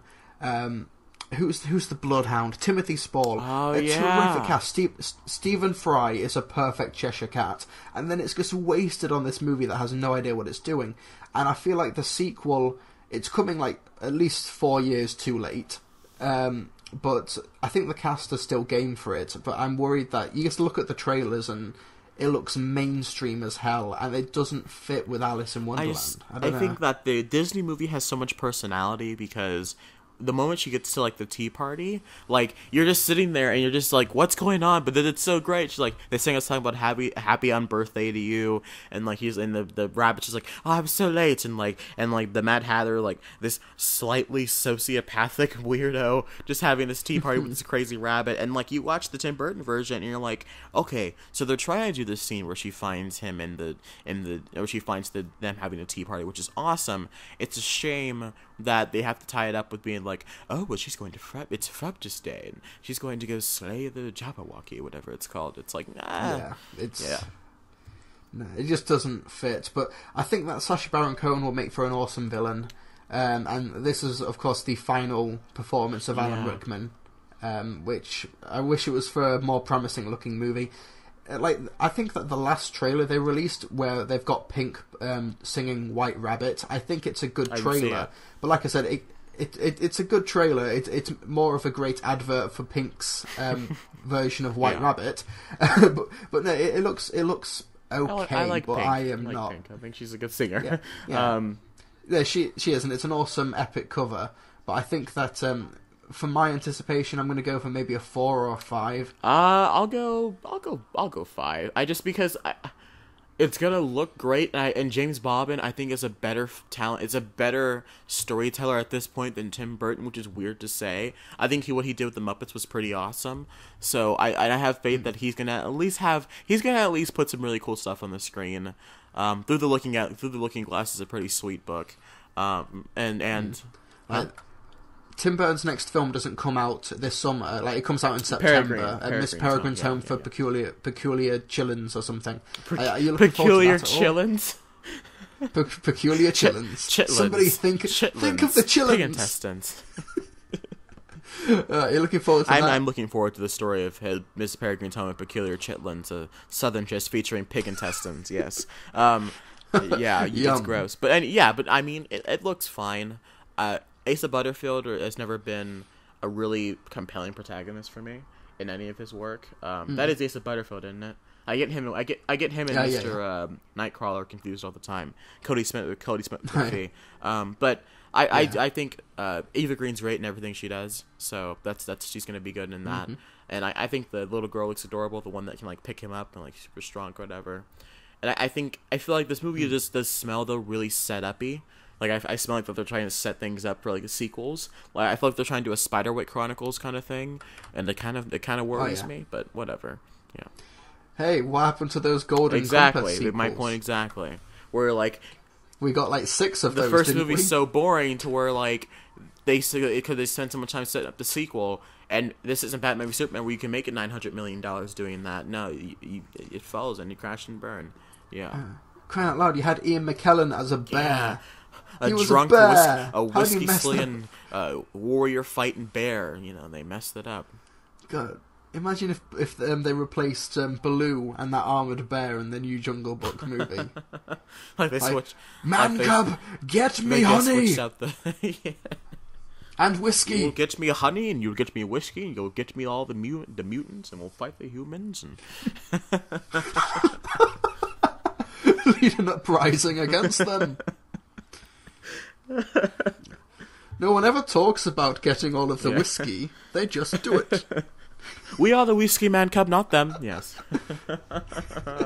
Anyway, now that we've done that... I wish somebody would come in my jungle and take my kids. Alright, that's the last one. But yeah, that's Alice the Looking Glass. Alright, so here's my question. So out of May, which film, out of the ones we talked about, do you think will make the most money besides Civil War? Because Civil War's already made like $300 million internationally. So, which movie besides Civil War will make the most money out of the ones we probably talked about here? I'm thinking X-Men, because like Alice in Wonderland was $1 billion film, yes, but that was coming right off the back of Avatar and the 3D boom and when Announcement came out, like 3 tickets, they suddenly charged $3 extra for 3D. Like Avid, like they didn't used to charge extra for 3D. I remember too, because I was going to go like one for Alice in Wonderland. They was like, that'll be $10. I'm like, what'd you say to me? And they're like, no, you mean $7? No, that's $10, my friend. Like, what do you mean it's $10? My mom gets so mad. Yeah. All right. Anyways.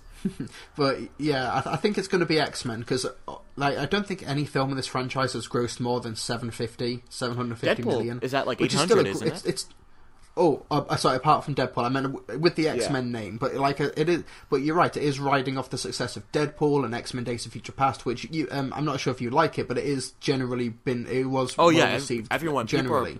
One of my favorite movie critics out there, the Schmoes, who Bandit hates for some reason. He's bad about them so many times. They consider it one of their favorite superhero films, which I don't agree with, but that's whatever. Yeah.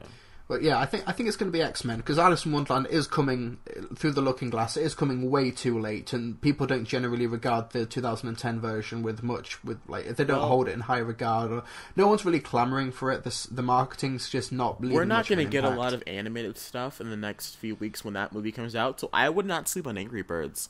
Like if Civil War is going to do like $1.5 billion probably around that area. I wouldn't sleep on Angry Birds doing like $700 to $900 million, because Angry Birds, it's a property, it's a kids film, and there's not a lot of other kids films until like Finding Dory comes out later on in June.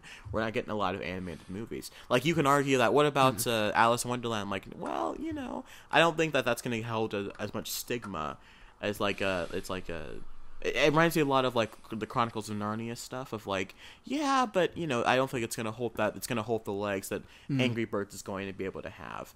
So I'll give it to Angry Birds. I also think we've not talked about it, but I think that Neighbours 2. Yeah. It's not gonna be like it's not gonna make $1 billion, but I do expect that to be a big money maker regardless of its quality. $400 million. It'll do pretty well, probably. Be somewhere in that range. Yeah. I'm pretty excited for Neighbours 2. I love the first Neighbours. I thought talk about gut busting laughs whenever they're fighting him and Zac Efron, and like Zac Efron focuses his chi, and so everyone's like, all right, let's be cool here. I love that, and like he jumps in the trampoline, like jumps into the fan. That's okay. In the UK, right at the end of May, we get Warcraft and Teenage Mutant Ninja Turtles Out of the Shadow. Both of those come out on May 30th. Okay. When do you get them? June 3rd and June 10th. So that's why I put it. It's on my list. It's there. It's in June here. Yeah, because we're from different territories, so obviously the release dates are a bit different. But the first 2 movies I have here in June are Ninja Turtles and Warcraft, so we can just jump right into them then. Yeah, there you go. So let's talk about the first one here. Ninja Turtles comes out May 30th for you and June 10th or June 3rd for me. So Ninja Turtles, I'm actually pretty excited. I'm pretty stoked. Like I don't know. Like I'm actually excited to see like just the. I feel like this feels like the cartoon I watched when I was a little kid. Not the 2003 series, like the 80s one that my dad wanted me to watch, because like that new stuff isn't good. So I watched the old 80s 90s cartoon, and so this feels like that pretty much done with a bigger budget. So yeah, I'm excited. If it wasn't for that first movie, and like imagine this was the first like new live action Teenage Mutant Ninja Turtles movie, I'd be pretty excited for this. But I got burned so hard on that first one. It was my very first review for my website, and I gave it like 3 out of 10. Ooh. I think it's got one terrific action sequence on the side of a mountain that, regardless of the rest of the film, it is a brilliantly put together sequence. But the rest of it just doesn't hold together. It's got a pretty sweet scene in an elevator. I'll give you that much. Oh yeah, the one moment where the brothers actually feel like they have teamwork and camaraderie brothers, and stuff. Yeah, it's annoying, but I feel like everything from the marketing makes this come across as lighter, more just more enjoyable. They've shrunk the turtles a bit, so they don't look like giant they're like ogres. 6 feet now instead of like 10 feet. Yeah, I'm like yeah, like I feel like if you bought a ticket for Warcraft and accidentally walked into Teenage Mutant Ninja Turtles, if they were still massive and bulky, you'd think, also those are the ogres. I thought this was like Lord of the Rings, but this is set in New York. All right, I'm cool for this. All right, honey, you excited for this Warcraft movie? It's like, honey, and like they realized they went to separate theaters, and she's like, I wanted to see Ninja Turtles, and it's got to like. Yeah. Anyways, that's a fictional statement that I turned into a joke. But everything from the marketing, from the inclusion of Bebop, Rocksteady, Krang, it just feels like it's trying to appeal more to the nostalgia demographic, which isn't a bad demographic to hit. And I think that David Green, the director of Earth to Echo, I think he has a better grasp on what younger audiences want, as opposed to the guy who did the first one, who was known for doing shaky cam war movies. Jonathan Labibsman or whatever his name is, Mr. Wrath of the Titans and Battle Los Angeles. Yeah, I think he's a better fit for the material. So what would you give your excitement out of 10 then? I want to go higher, but I just feel like I've been burnt too much by the first one. I don't want to be tricked again, so I'm going to go for a 5. Well, see, as someone who walked into the first movie and like, all right, I guess I'll watch this new Ninja Turtles movie, and I ended up actually quite enjoying it. You know, Transformers 4 and Ninja Turtles were 2 movies of that year, same year, that I was just like, I don't see why people thought that was so terrible. I would give them both probably like 6 or 7 out of 10. In terms of like, it was mediocre entertainment. It was fine.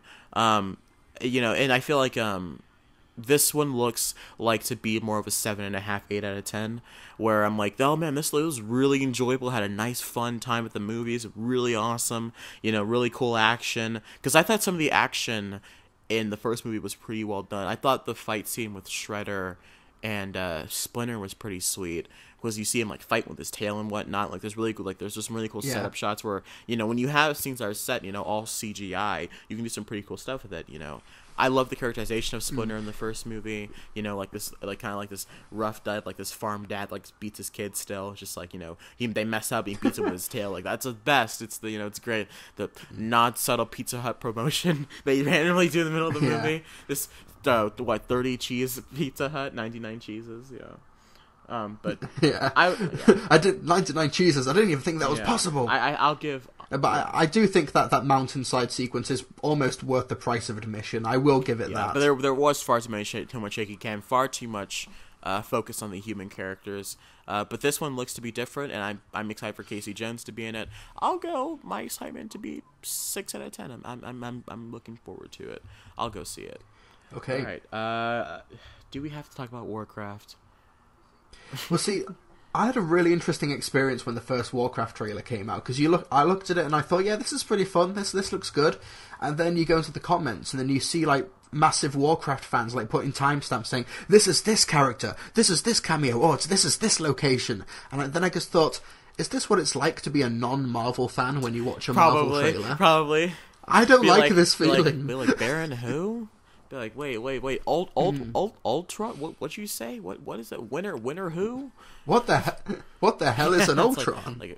What's a Scarlet Witch? What a Vision?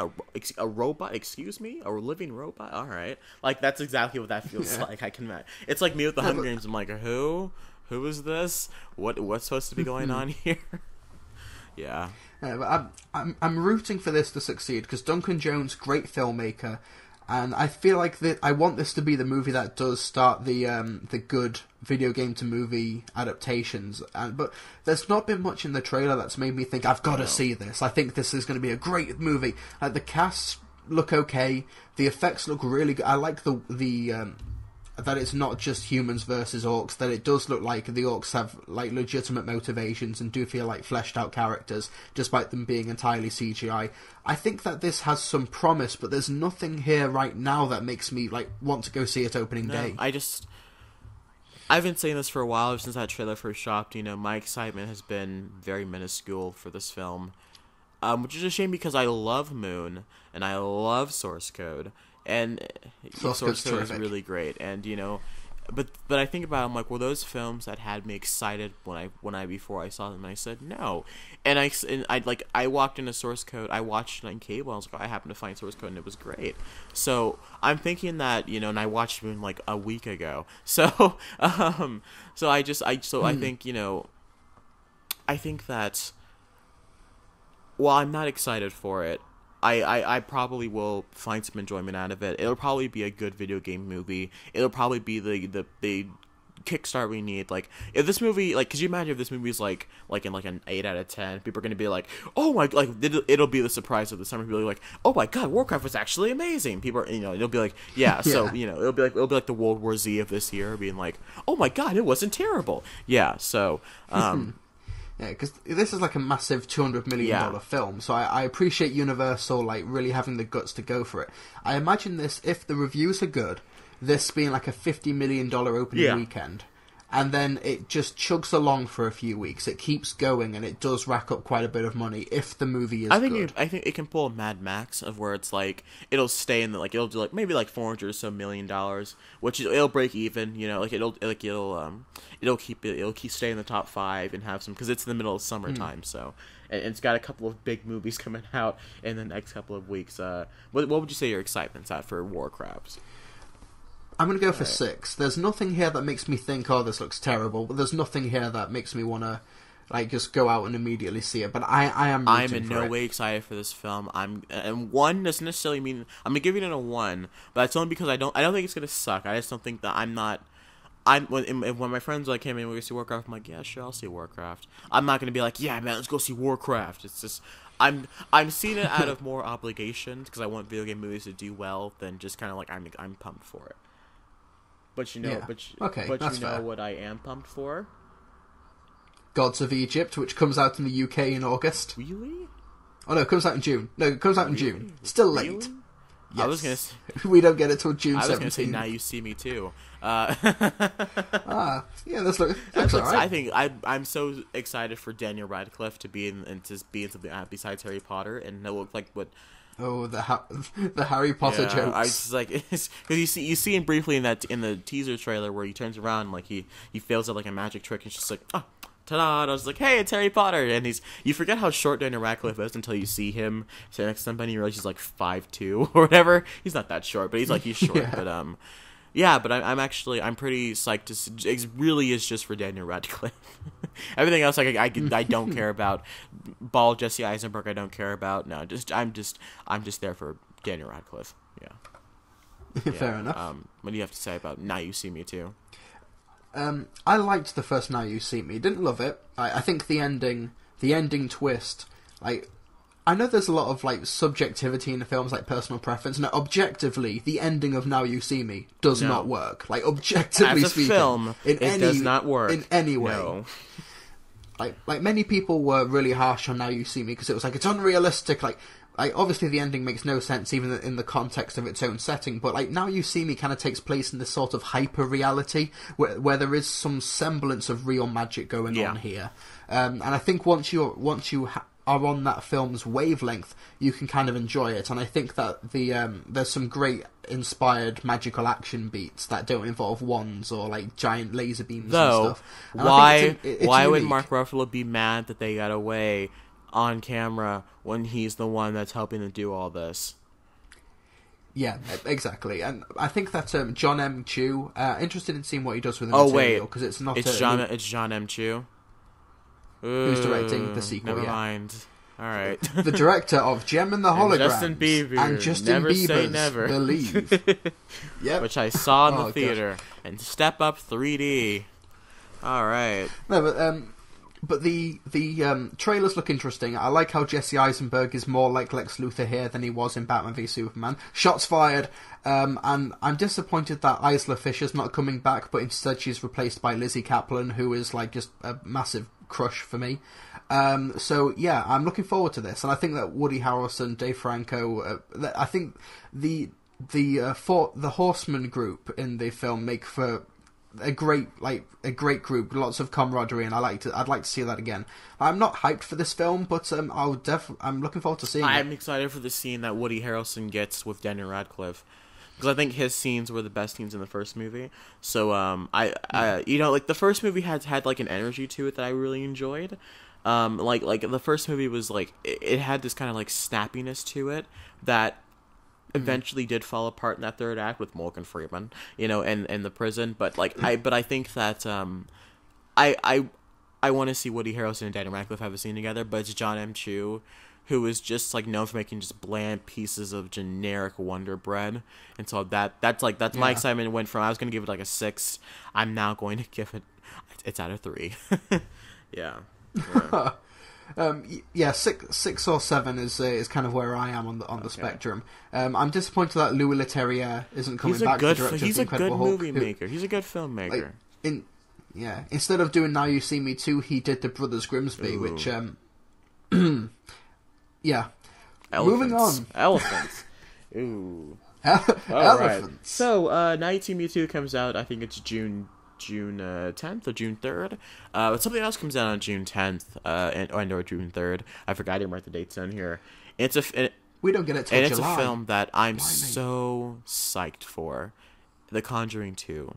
I'm so excited for The Conjuring 2.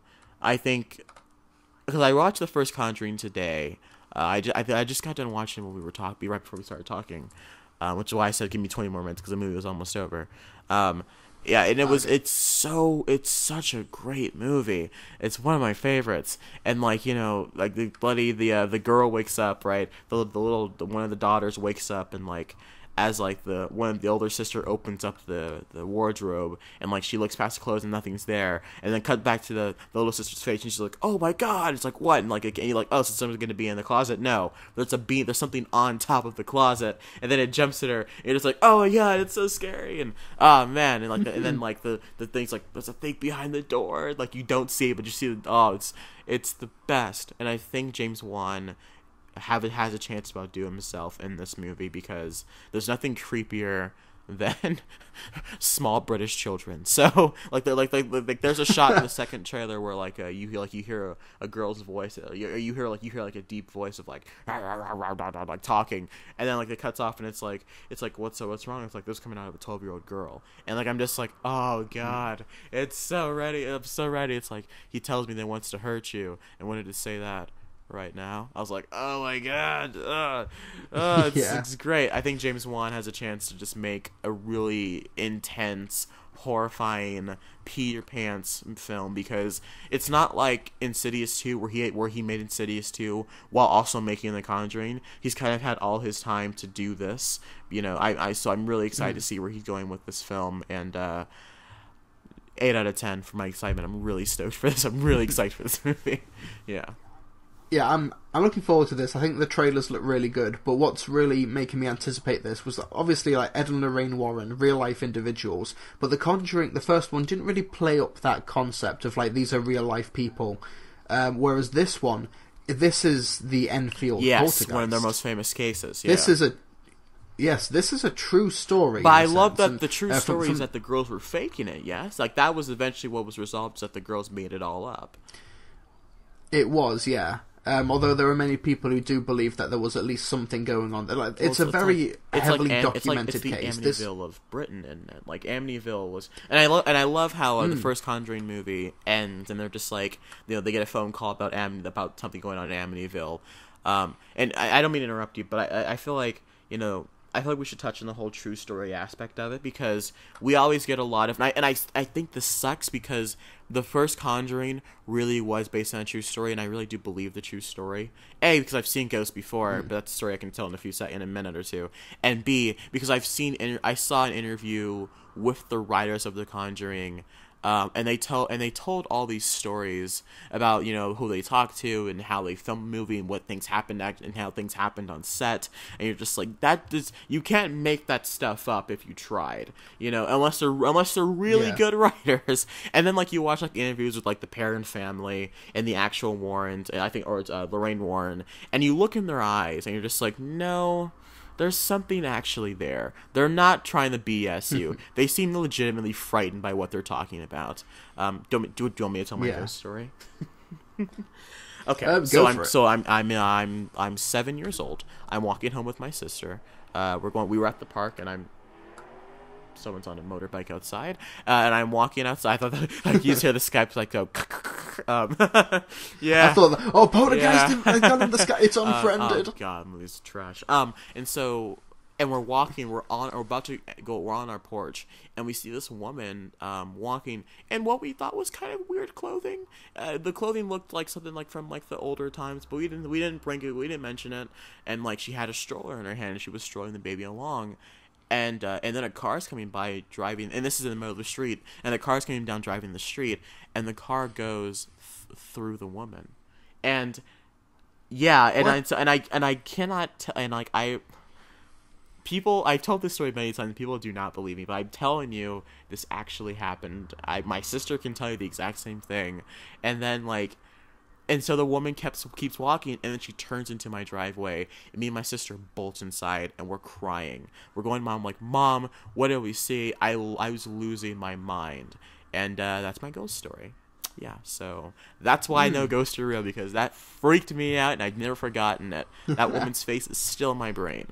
But yeah, so I do not want to update my Avast antivirus. Sorry. Yeah. So okay. It's the ghost is in the machine, and now it's in your laptop. Great. Or computer, whatever you do. Either way, it's in. Yeah. It's in your machine. Okay. So yeah, that was. But I'm really psyched for The Conjuring. But yeah, go ahead, Trilbee. Go ahead. But yeah, I'm looking because if it's doing the true story of the Enfield poltergeist, because the story is that in a council house in England, just north of London, there were these 4 children who allegedly saw like furniture moving and were possessed by demons and stuff. And while many people consider them to have been faking it the whole time, there were some witnesses of the events, including like photographers and some reporters, who do swear to this day that stuff actually happened in that house. And I'm assuming that The Conjuring 2 is basically just going to go all about, yes, this was completely real and the kids were in no way making this up, which makes for a much more cinematic and enjoyable version, I'm guessing. Well, yeah, I mean, they're gonna add stuff because it's a movie, but I mean, they're like the Amityville Horror movie is far more, you know. It's a movie compared to what actually happened, but, you know, the Amityville case was a real case. Things actually happened. People were actually murdered, you know? So, you know, and so there is some stigma there for the supernatural and how, whether it's a heaven or a hell or demonic things, the afterlife, ghosts seem to be a very real thing. But that's just my opinion on the matter. I don't want to debate paranormal activity with people. Yeah. But yeah, the Enfield poltergeist was in the late 70s. It was during a time where TV news was becoming like a big thing in the UK, and newspaper reports. It was really well documented.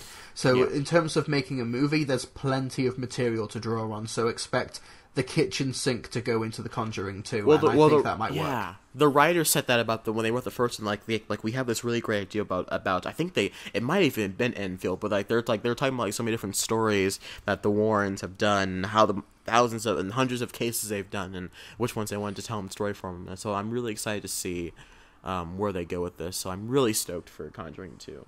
Right. Yeah, I'm going to go for a 7 out of 10 in anticipation. Yeah, I have faith in James Wan. He's a great filmmaker. Okay. Finding Dory's next. Yeah. Not excited. Yeah, this doesn't look good. Like, it doesn't look bad, but if it didn't have the Pixar name attached, I would be no more hyped for this than I am Angry Birds. But at the same time, did Inside Out look amazing when you went in to see it? It didn't look bad. I thought it looked good, but I felt like the premise was there for something truly exceptional, which it turned out to be. Whereas with Finding Dory, I don't even see... It doesn't really have that going for it, at least from where I sit. I feel like Pixar's about to hit their wall of emotion. Like, I feel like Inside Out found the great way, like, Inside Out snuck the emotional scenes in there. Like, you have the really great scene of, you have, the great, character development and really cool and funny concepts and whatnot, and cool characters. And then, like, they snuck in Bing Bong's death, or the scene where Riley hugs her parents, and that really emotional shot, just like, oh my god, and you forgot you're watching a Pixar movie, and they're good, like, Up, they snuck it in, they shot you right in the beginning, like, they put out a shotgun and it's fired right at the beginning of the movie. But Finding Dory, their marketing campaign has used sad things. It's like, and I think it's the second trailer where they're like, she's like, what if I forget you while I'm gone? And you're like, that'd be great. That's really emotional. Didn't want to see it in the trailer, but it's really emotional. Yeah. Well, like, nothing in the trailers really leapt out at me at all. It just kind of looks like, kind of like Cars 2. Like, oh, let's get the comic relief who only really worked as a supporting character and give them their own movie. Trilbee, this isn't going to be Cars 2, though. No, but it feels like it's from the same school of thought. Yeah, I'll give you that, though. Yeah. I don't think it looks bad. It's just if it didn't have the Pixar and Finding Nemo franchise attached to it, I'd be no more anticipated for this than I am for, say, Angry Birds or something. There's nothing really here other than the pedigree. Yeah, I'll go 5 out of 10. Because I as someone who's not the biggest, Finding Nemo's not, it's probably not even in my top 5 Pixar movies, Finding Nemo. I don't love it as much as the rest of the world does. I do acknowledge that it's incredibly well done and incredibly well made, but in terms of my personal enjoyment, I don't put it up there. But I think Finding Dory has the shot to. It could be the surprise of the summer. It's definitely gonna make bank. It's probably gonna make $1 billion. Yeah. Yeah. Yeah, I'm gonna go for a 5 as well. Yeah. And that's really all I've got to say. All right. So. All right, next up here is... speaking of Kevin Hart we brought up earlier, Central Intelligence, the movie with Kevin Hart and The Rock. I'm really excited for Central Intelligence, yeah. I'm really looking forward to half of it. I'm really looking forward to what The Rock does. And I'm not a big Kevin Hart fan. I think Kevin Hart works best when he's not playing the idiot. I think the reason I enjoy The Wedding Ringer so much is because he's more of the straight man in the comedy. He's more of the one reacting to the ridiculousness that's happening around him, and he works best when working off of those kind of characters. Which is why I love that movie so much. It's really good. So I think Central Intelligence, like, there's a scene where in the trailer where, like, it's that shot you see. It's probably I think it's on the poster, and, like, Kevin Hart's, like, in, like, the shopping cart or whatever, and The Rock's like Neo Samuel's like, I got a really boss plan. We cool? And Kevin Hart's like, no, we're not cool. He's like, cool. He's like, no, we're not cool. And then he just jumps out the window. That's the best. It's so funny, and, like, I think, like, they work really well off each other. And The Rock is he's The Rock. And he's great at whatever he does. Like, The Rock has yet to disappoint me in anything he does. Like, he has the best part of Furious 7 where he breaks off his own cast. Yes. Day's gotta go to work. I'm like, all right. I'm down for it. It's The Rock. I do love the tagline. The tagline for Central Intelligence: "Saving the world takes a little heart and a big Johnson." Big Johnson. Big Johnson. I'm like, all right. Yeah, it looks really funny. I don't know who's doing. I don't know who the filmmaker is. It's Rawson Marshall Thurber, who directed Where the Millers and Dodgeball. He's that. Oh, see, it's probably gonna be funny. Is it PG-13 or is it R? I have no idea. I can quickly find out. Because Where the Millers was R, and I think that's where they found the raunchiness is where that film really stands out. So I love Dodgeball. That scene where I haven't seen Dodgeball, but there's a scene in Where the Millers where they're all in an RV, and the mom, quote unquote, and the quote unquote sister teaching the quote unquote son / brother how to kiss, and like one of the outside girls walks in on it happening, and it's so funny. Anyway, there's a scene involving a traffic cop that's pretty great. It's PG-13. Okay, all right, that's a little disconcerting because Kevin Hart doesn't usually work well in a PG-13 environment, but I'll still see it because The Rock is in it, and I like The Rock. Yeah, anticipation. It feels repetitive to use this number, but I am going 5. I'll go 6. I'm not avoiding it. I'm not gonna go out and rush out and see it. It's Yeah. Okay. Well, speaking of Independence Day resurgence. Now Independence Day resurgence. I'm more excited for this than I probably should be. Like, the last trailer I actually thought looked really, really good. The last one from like a week ago. I think that this could be like another $1 billion film like Jurassic World. It might. I mean, it's gonna do the Jurassic World method of, you know, telling the exact same story with really awesome looking special effects. Except Jurassic World special effects are mostly crap. Even that's my opinion. You know, the T-Rex looked great though, but you know, I just. There was one joke that made me laugh in the movie, in the trailer. It was like, I think it's Liam Hemsworth is talking to Jeff Goldblum, and I think he has a question, and Jeff Goldblum goes, "Cha." I was like, that was really funny, and like the way, like I think Jeff Goldblum's gonna have a lot of fun in this role. Roland Emmerich for me is a guy that like hasn't made a good movie since ever. Is that the end of the maybe sentence? I like the first Independence Day. It's really stupid, but I don't consider it a good movie per se. Okay. I know that's kind of like that's kind of sacrilegious, but that's just my opinion. So since Independence Day, he's done Godzilla. Yep. Day After Tomorrow. The Patriot. I like The Patriot. Never mind. I like The Patriot. 10,000 BC. Ew. 2012. Ew. Anonymous. Ew. White House Down. Day After Tomorrow. And Stonewall. I haven't seen Stonewall. Stonewall, the massive flop that nobody liked. I did see White House Down, unfortunately. Get your hand off my Jordans. Oh man, that movie sucked. Yeah, Roland Emmerich for me is really he's up there with Michael Bay for me in terms of directors that keep getting work for some reason because he movies make money. I think he is very talented visually, like even more so than Michael Bay, but he just needs better material. Yeah, like there's some parts in 2012 where you're watching, you're like, that's amazing. Like the shot of the water going over the mountains, you're like, that's incredible. That's a great and it made a great teaser for a really, I honestly highly anticipated movie for me when I was little, but yeah, it didn't hold up. It was very boring. Yeah. He needs to stop writing his movies. He just needs to get directing. Yeah, I'm happy you're excited for the film. I'm not. I'm gonna go 4, but I'm happy that you're excited for the movie. I'm gonna go 7. I'm not expecting anything as good as the first one, but I think if we get something at least on par with the first one, that's a very positive result. Okay. Let's see. I'm gonna skip a couple here. We're heading into July now. Do you want to talk about Tarzan? I don't want to talk about Tarzan. There's nothing to say. I was so hyped for this when I first heard that. You know, David Yates, we've got Margot Robbie, we've got Samuel L. Jackson and Christoph Waltz and all this great talent. Then the trailer comes out and it just looks so generic, and the trailer has no idea what story it's telling. Is this a sequel? Is it an origin? Like, what? Communicate this to me. The effects look bad. I wanted this to be good, but nothing has got me hyped for it. Like, I'm going to go for a 3 out of 10 for anticipation. It could be good, but I have no faith at the moment. I'll go 2 out of 10. I'm not. I completely agree. So let's move on here.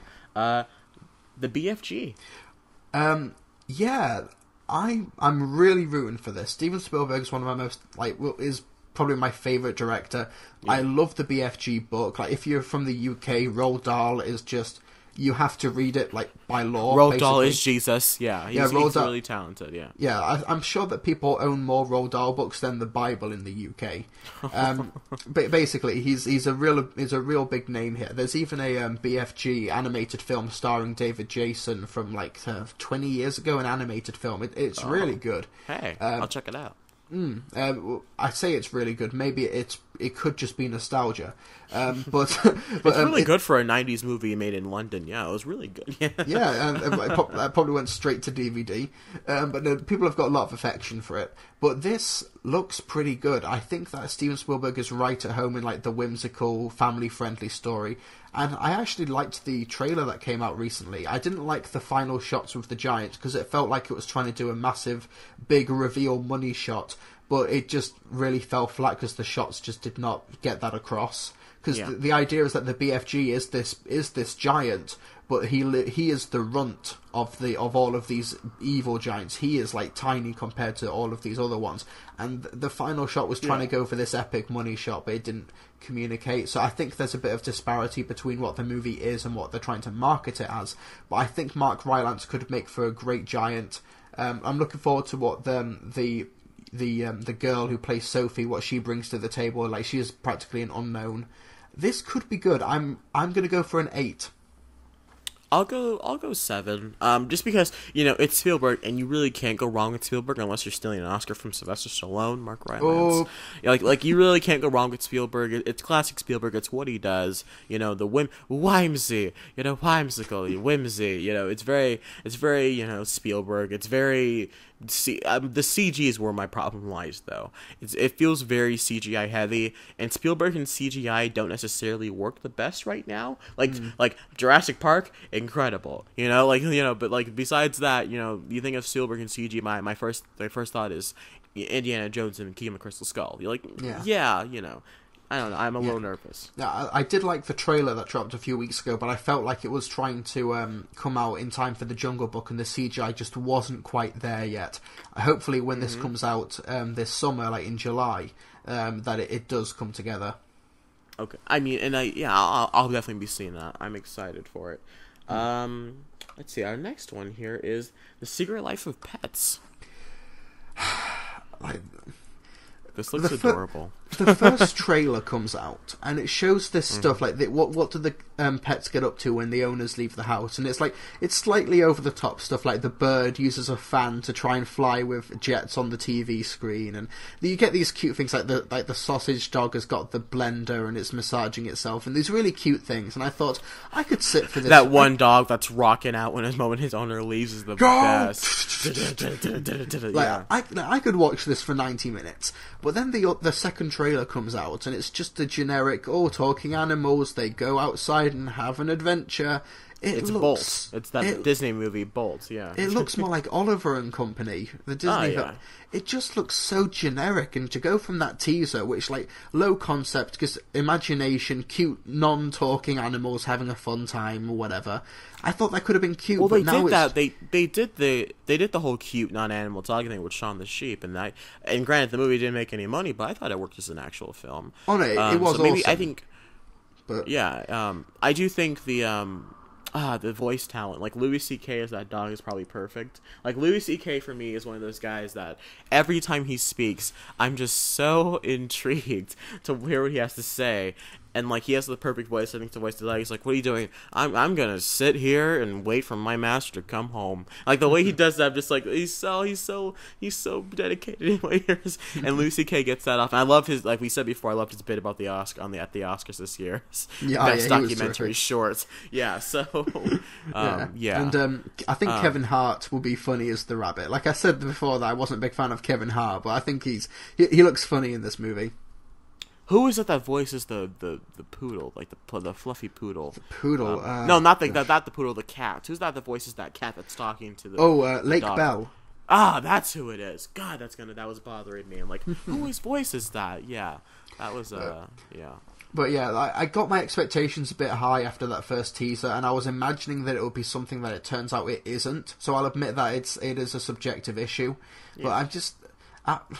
The trailers just look so generic. Like, it looks like a colourful film, but I feel like we've seen this plot before. We've seen this aesthetic. We've seen all of this before, and I feel like Illumination Entertainment really should be doing something more. Entertainment in there. Illumination Entertainment, Universal Animation in general, has never really been the most groundbreaking thing. Like, the first Despicable Me is good for the first hour or so, maybe first 45 minutes, and then I really enjoyed the second one, and then Minions was trash.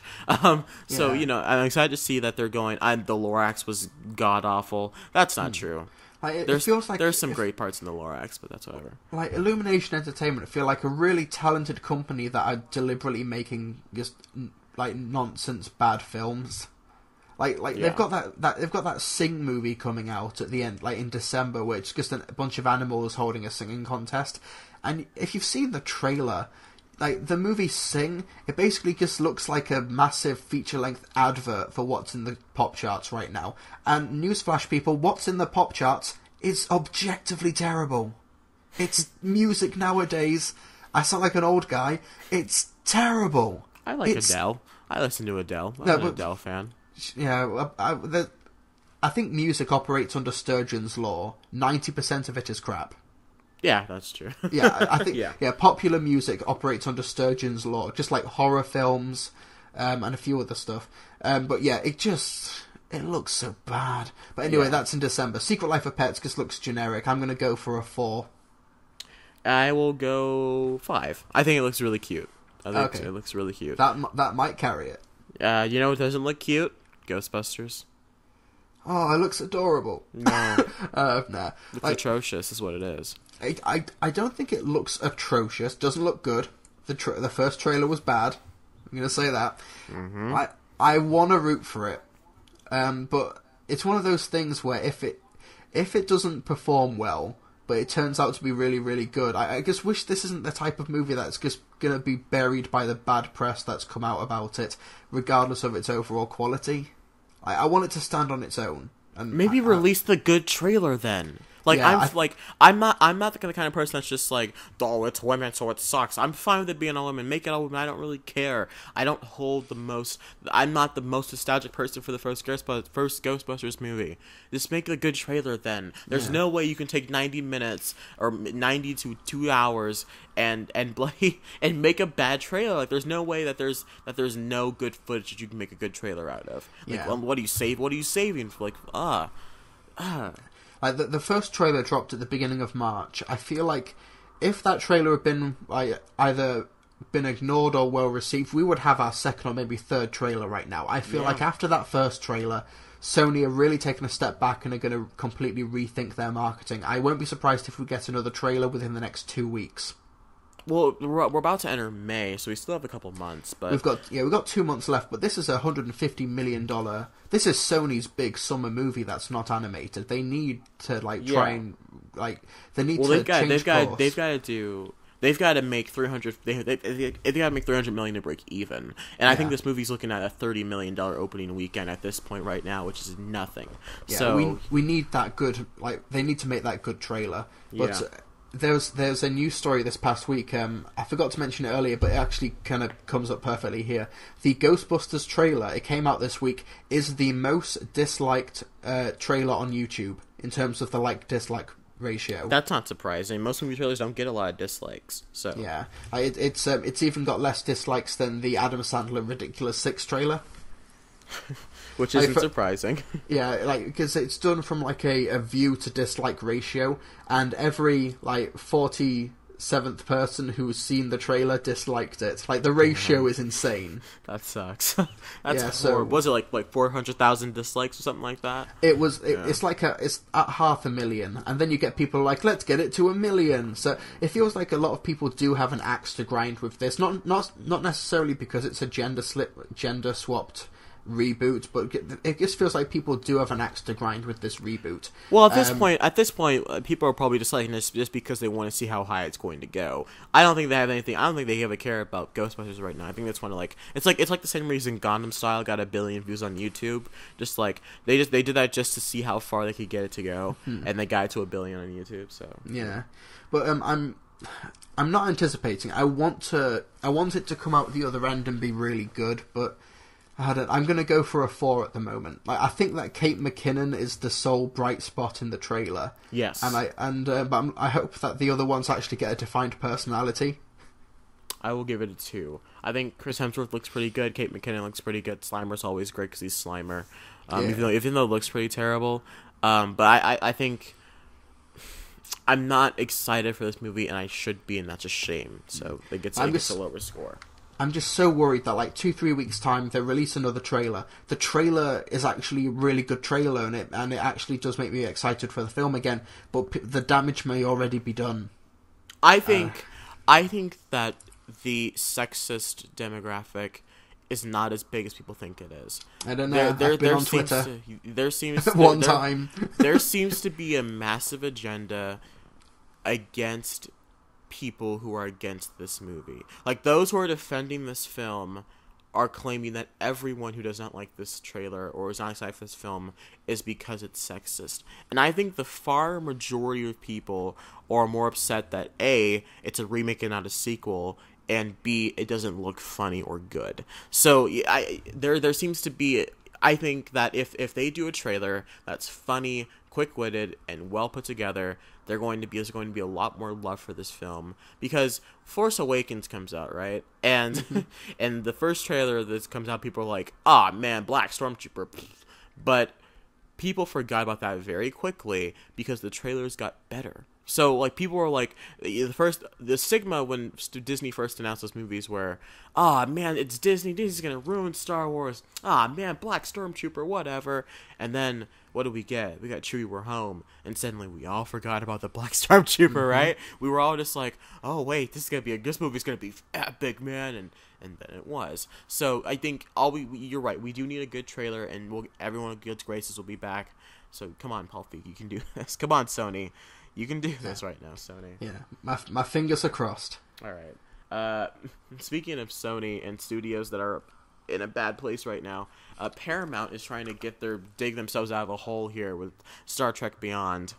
Oh yeah, that's actually a thing. Yeah, so I forgot too for a second. I was like, oh yeah, Star Trek 3 is coming out, which is weird, right? Because we should all be like, yeah, Star Trek 3, but instead we're just like, oh yeah, Star Trek 3. Yeah, that's another movie that I feel like has really had to change course after a badly received first trailer. Yeah. That's why I think we haven't had a second trailer for it. That's what happens when you get. That's what happens when you get Fast and Furious to direct a Star Trek movie. You get the first trailer. But I remember because Simon Pegg is one of the writers. When the first trailer dropped, he was interviewed, and they said, "Yeah, that trailer does not represent the movie that I wrote." Well, I think they were trying to turn Star Trek Beyond into Guardians of the Galaxy with that trailer, and hopefully it doesn't represent the final film. Yeah. Well, it's like, they told him, like, make it less Star Trek-y.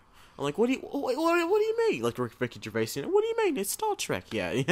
It's just, I don't. God, Paramount sucks. But Mission Impossible was great though. The teaser came out in December. Blimey, I'm just looking this up. We still haven't gotten anything else. Yeah. Yeah, we really should be on at least our second trailer and a TV spot by now. Yeah, we should be closer to trailer 3 at this point. At the rate that they release trailers, like I think Star Trek Into Darkness got like 4 trailers before it came out in May. So, and that first trailer came out in December. So yeah.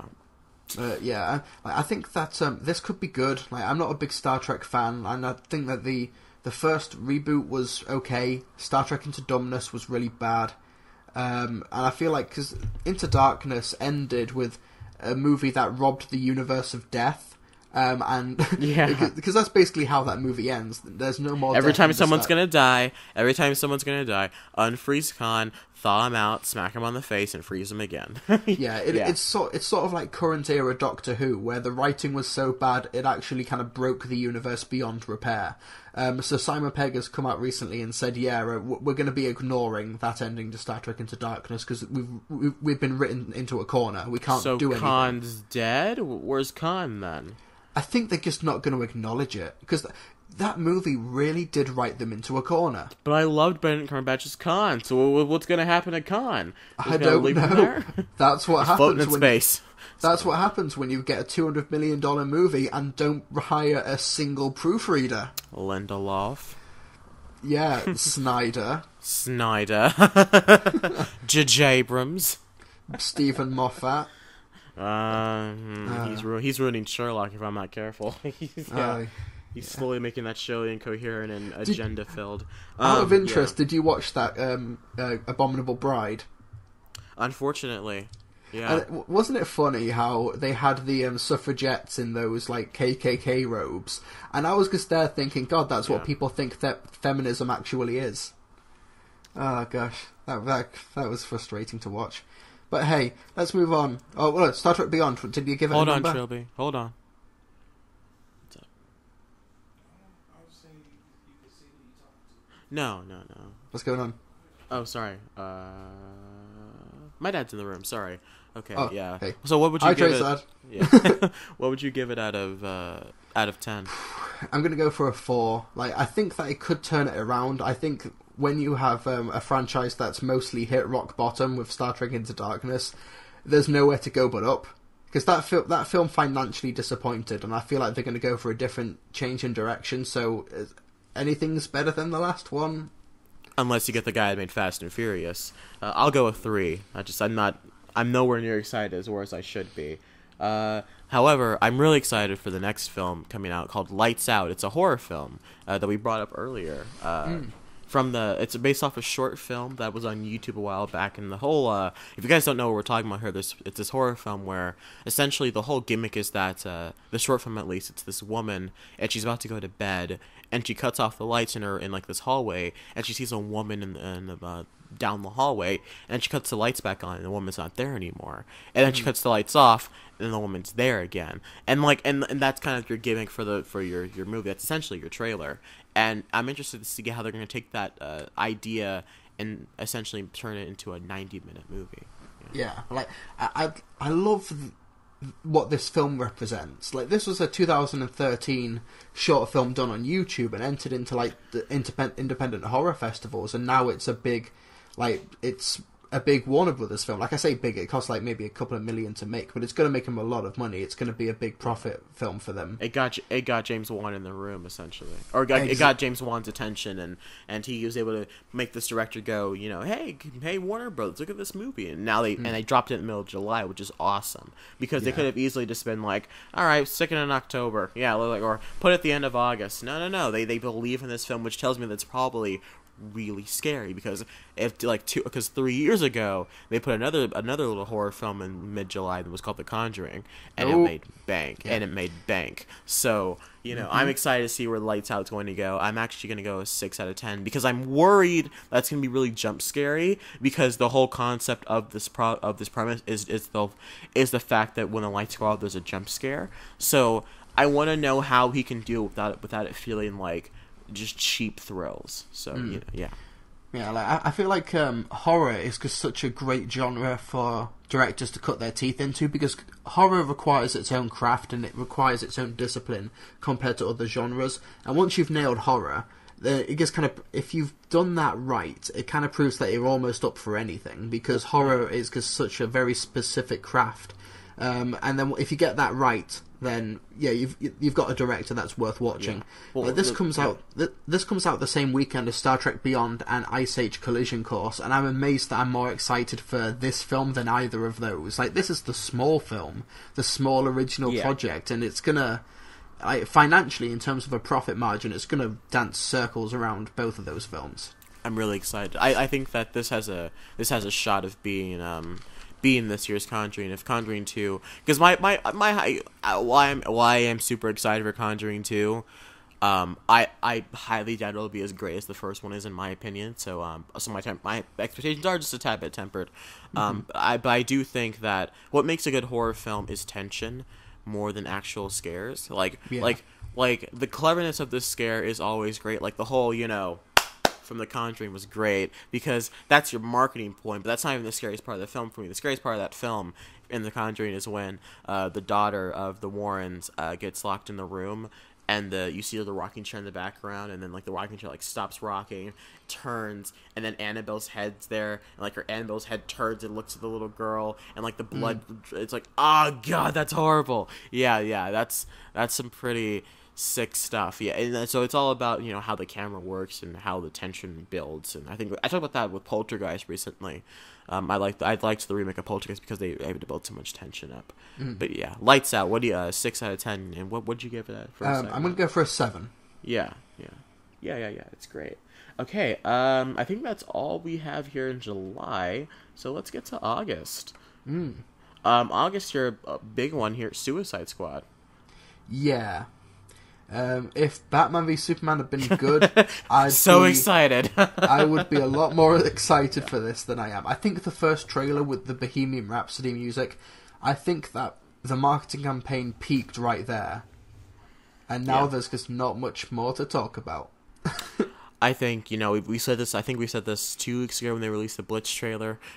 Margot Robbie's going to be great. Will Smith looks pretty awesome as Deadshot. Jared Leto's Joker still looks iffy to me. You know, but Batman's in it, and Batman's the best part of this universe so far. So yeah, it just looks solid. It looks standout. It looks like they're going to be some fun. The CG still looks a little iffy for me, and it looks really dark. Like not like dark like tone wise, but it looks like a lot of it's set in the nighttime, which I'm kind of literally can't see. Yeah, so it looks like a little like chaotic, but I have faith in David Ayer. He's a great filmmaker. He made a really great film with Fury, in my opinion. I really like Sabotage. You know, a lot of people don't, and I really like them to watch. And I love Training Day. So yeah. I'm gonna go for a 6 in terms of anticipating this, because I think if anyone other than Zack Snyder was directing this, then yeah, I would naturally be more excited for it, because you just need a palate cleanser. You need some new creative blood in this universe. I'd just be interested to see what a DC universe is like without him at the helm. Yeah, I'll go 8 out of 10. Yeah, I'm pretty stoked for this. Okay. Yeah, I just because I'm excited to see something else than that god awful Dawn of Justice BS, BVS if you will. Oh. Beef versus Shank. Yeah, so Dawn of Justice. Beef versus Shank, Dawn of Bandit. That's your poster. All right, so next up here, one of the last 2 films we got here, Sausage Party.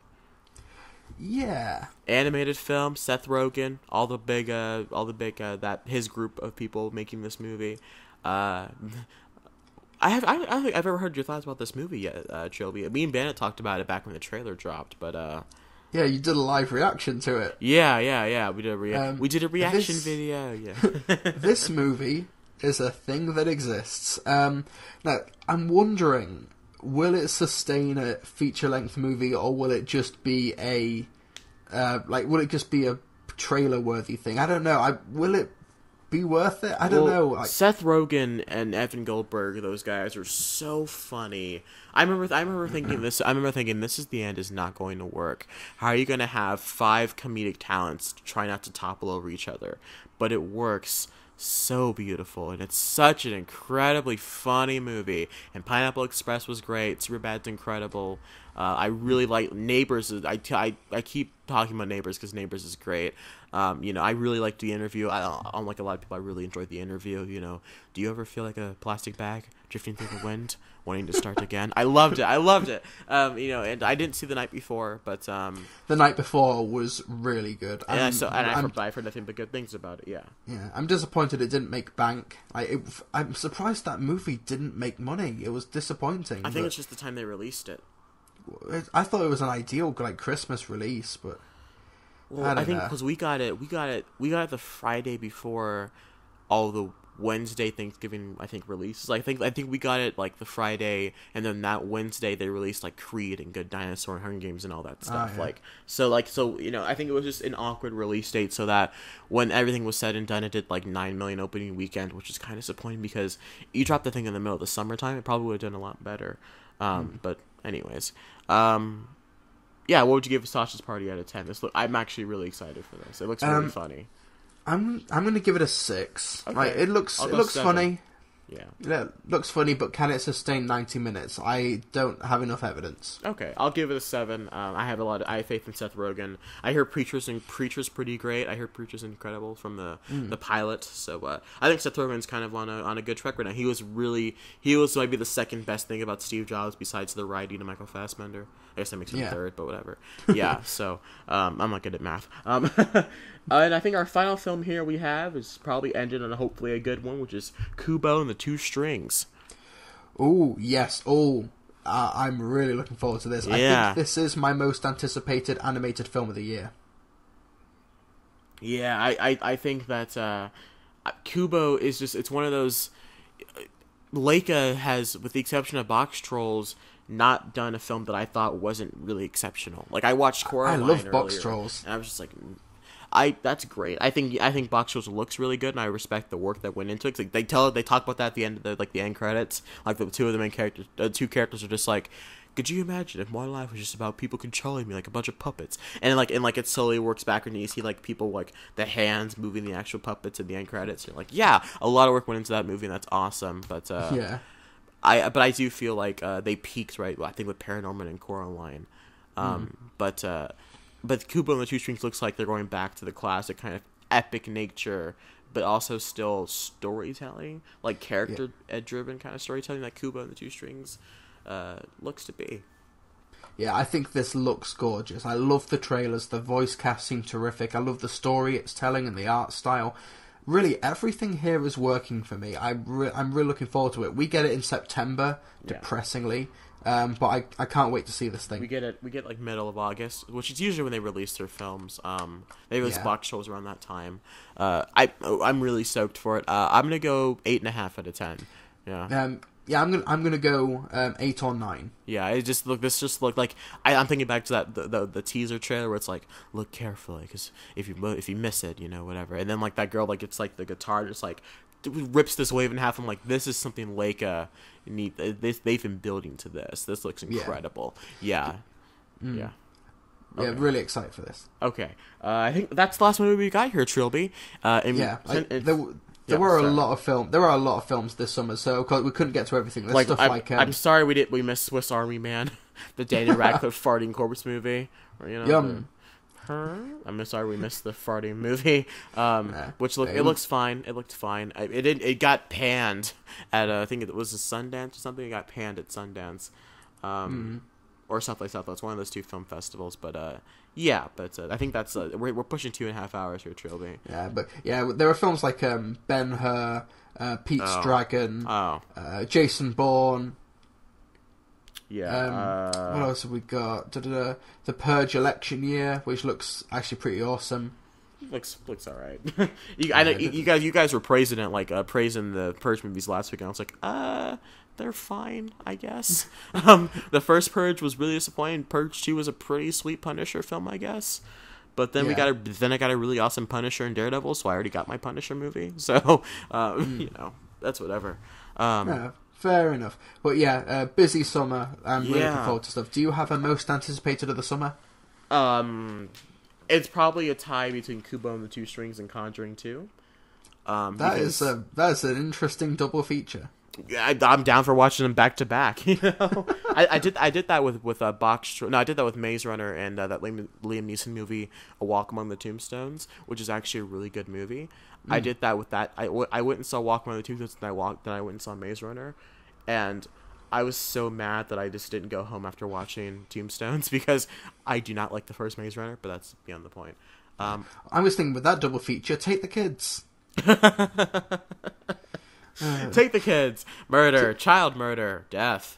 Have a good time. Yeah. All right, Shelby, I think that closes things off here. I'm sorry we couldn't get you guys listener questions this week, but we like I said, we had to go through a lot of films today. I'm very tired. My throat's getting sore. Trilby, it's late over there with Trilby. It's like what? It is. What, it's gone midnight. It's gone midnight. I'm awake in 6 hours for work. Thanks, guys. Yeah, so thank you all for watching. Like and subscribe, all that good stuff. Join us back next week when we finally talk Captain America Civil War. It's been building for a while. Trilby, where can people find you? They can find me on my website, www.trilbee.com. That's TRILBEE. You can follow me on Twitter at Trilbee Reviews. You can follow me on YouTube at Trilbee Reviews, Mr. TARDIS Reviews for my YouTube stuff, for my television stuff. And, of course, Twitter, Facebook, all the good stuff, links down below. So, Trey, where can people find you? They can find me on the YouTube's, Twitters, Instagram, all at either Trey White or Podcast Media. My Civil War review will be up shortly. It's been a long time. It's been a long writing process because I like to take time to write my reviews, and that's why I saw it 3 weeks early. Heyo. But yeah, thank you all for watching, and catch you all later on Movie Maniacs.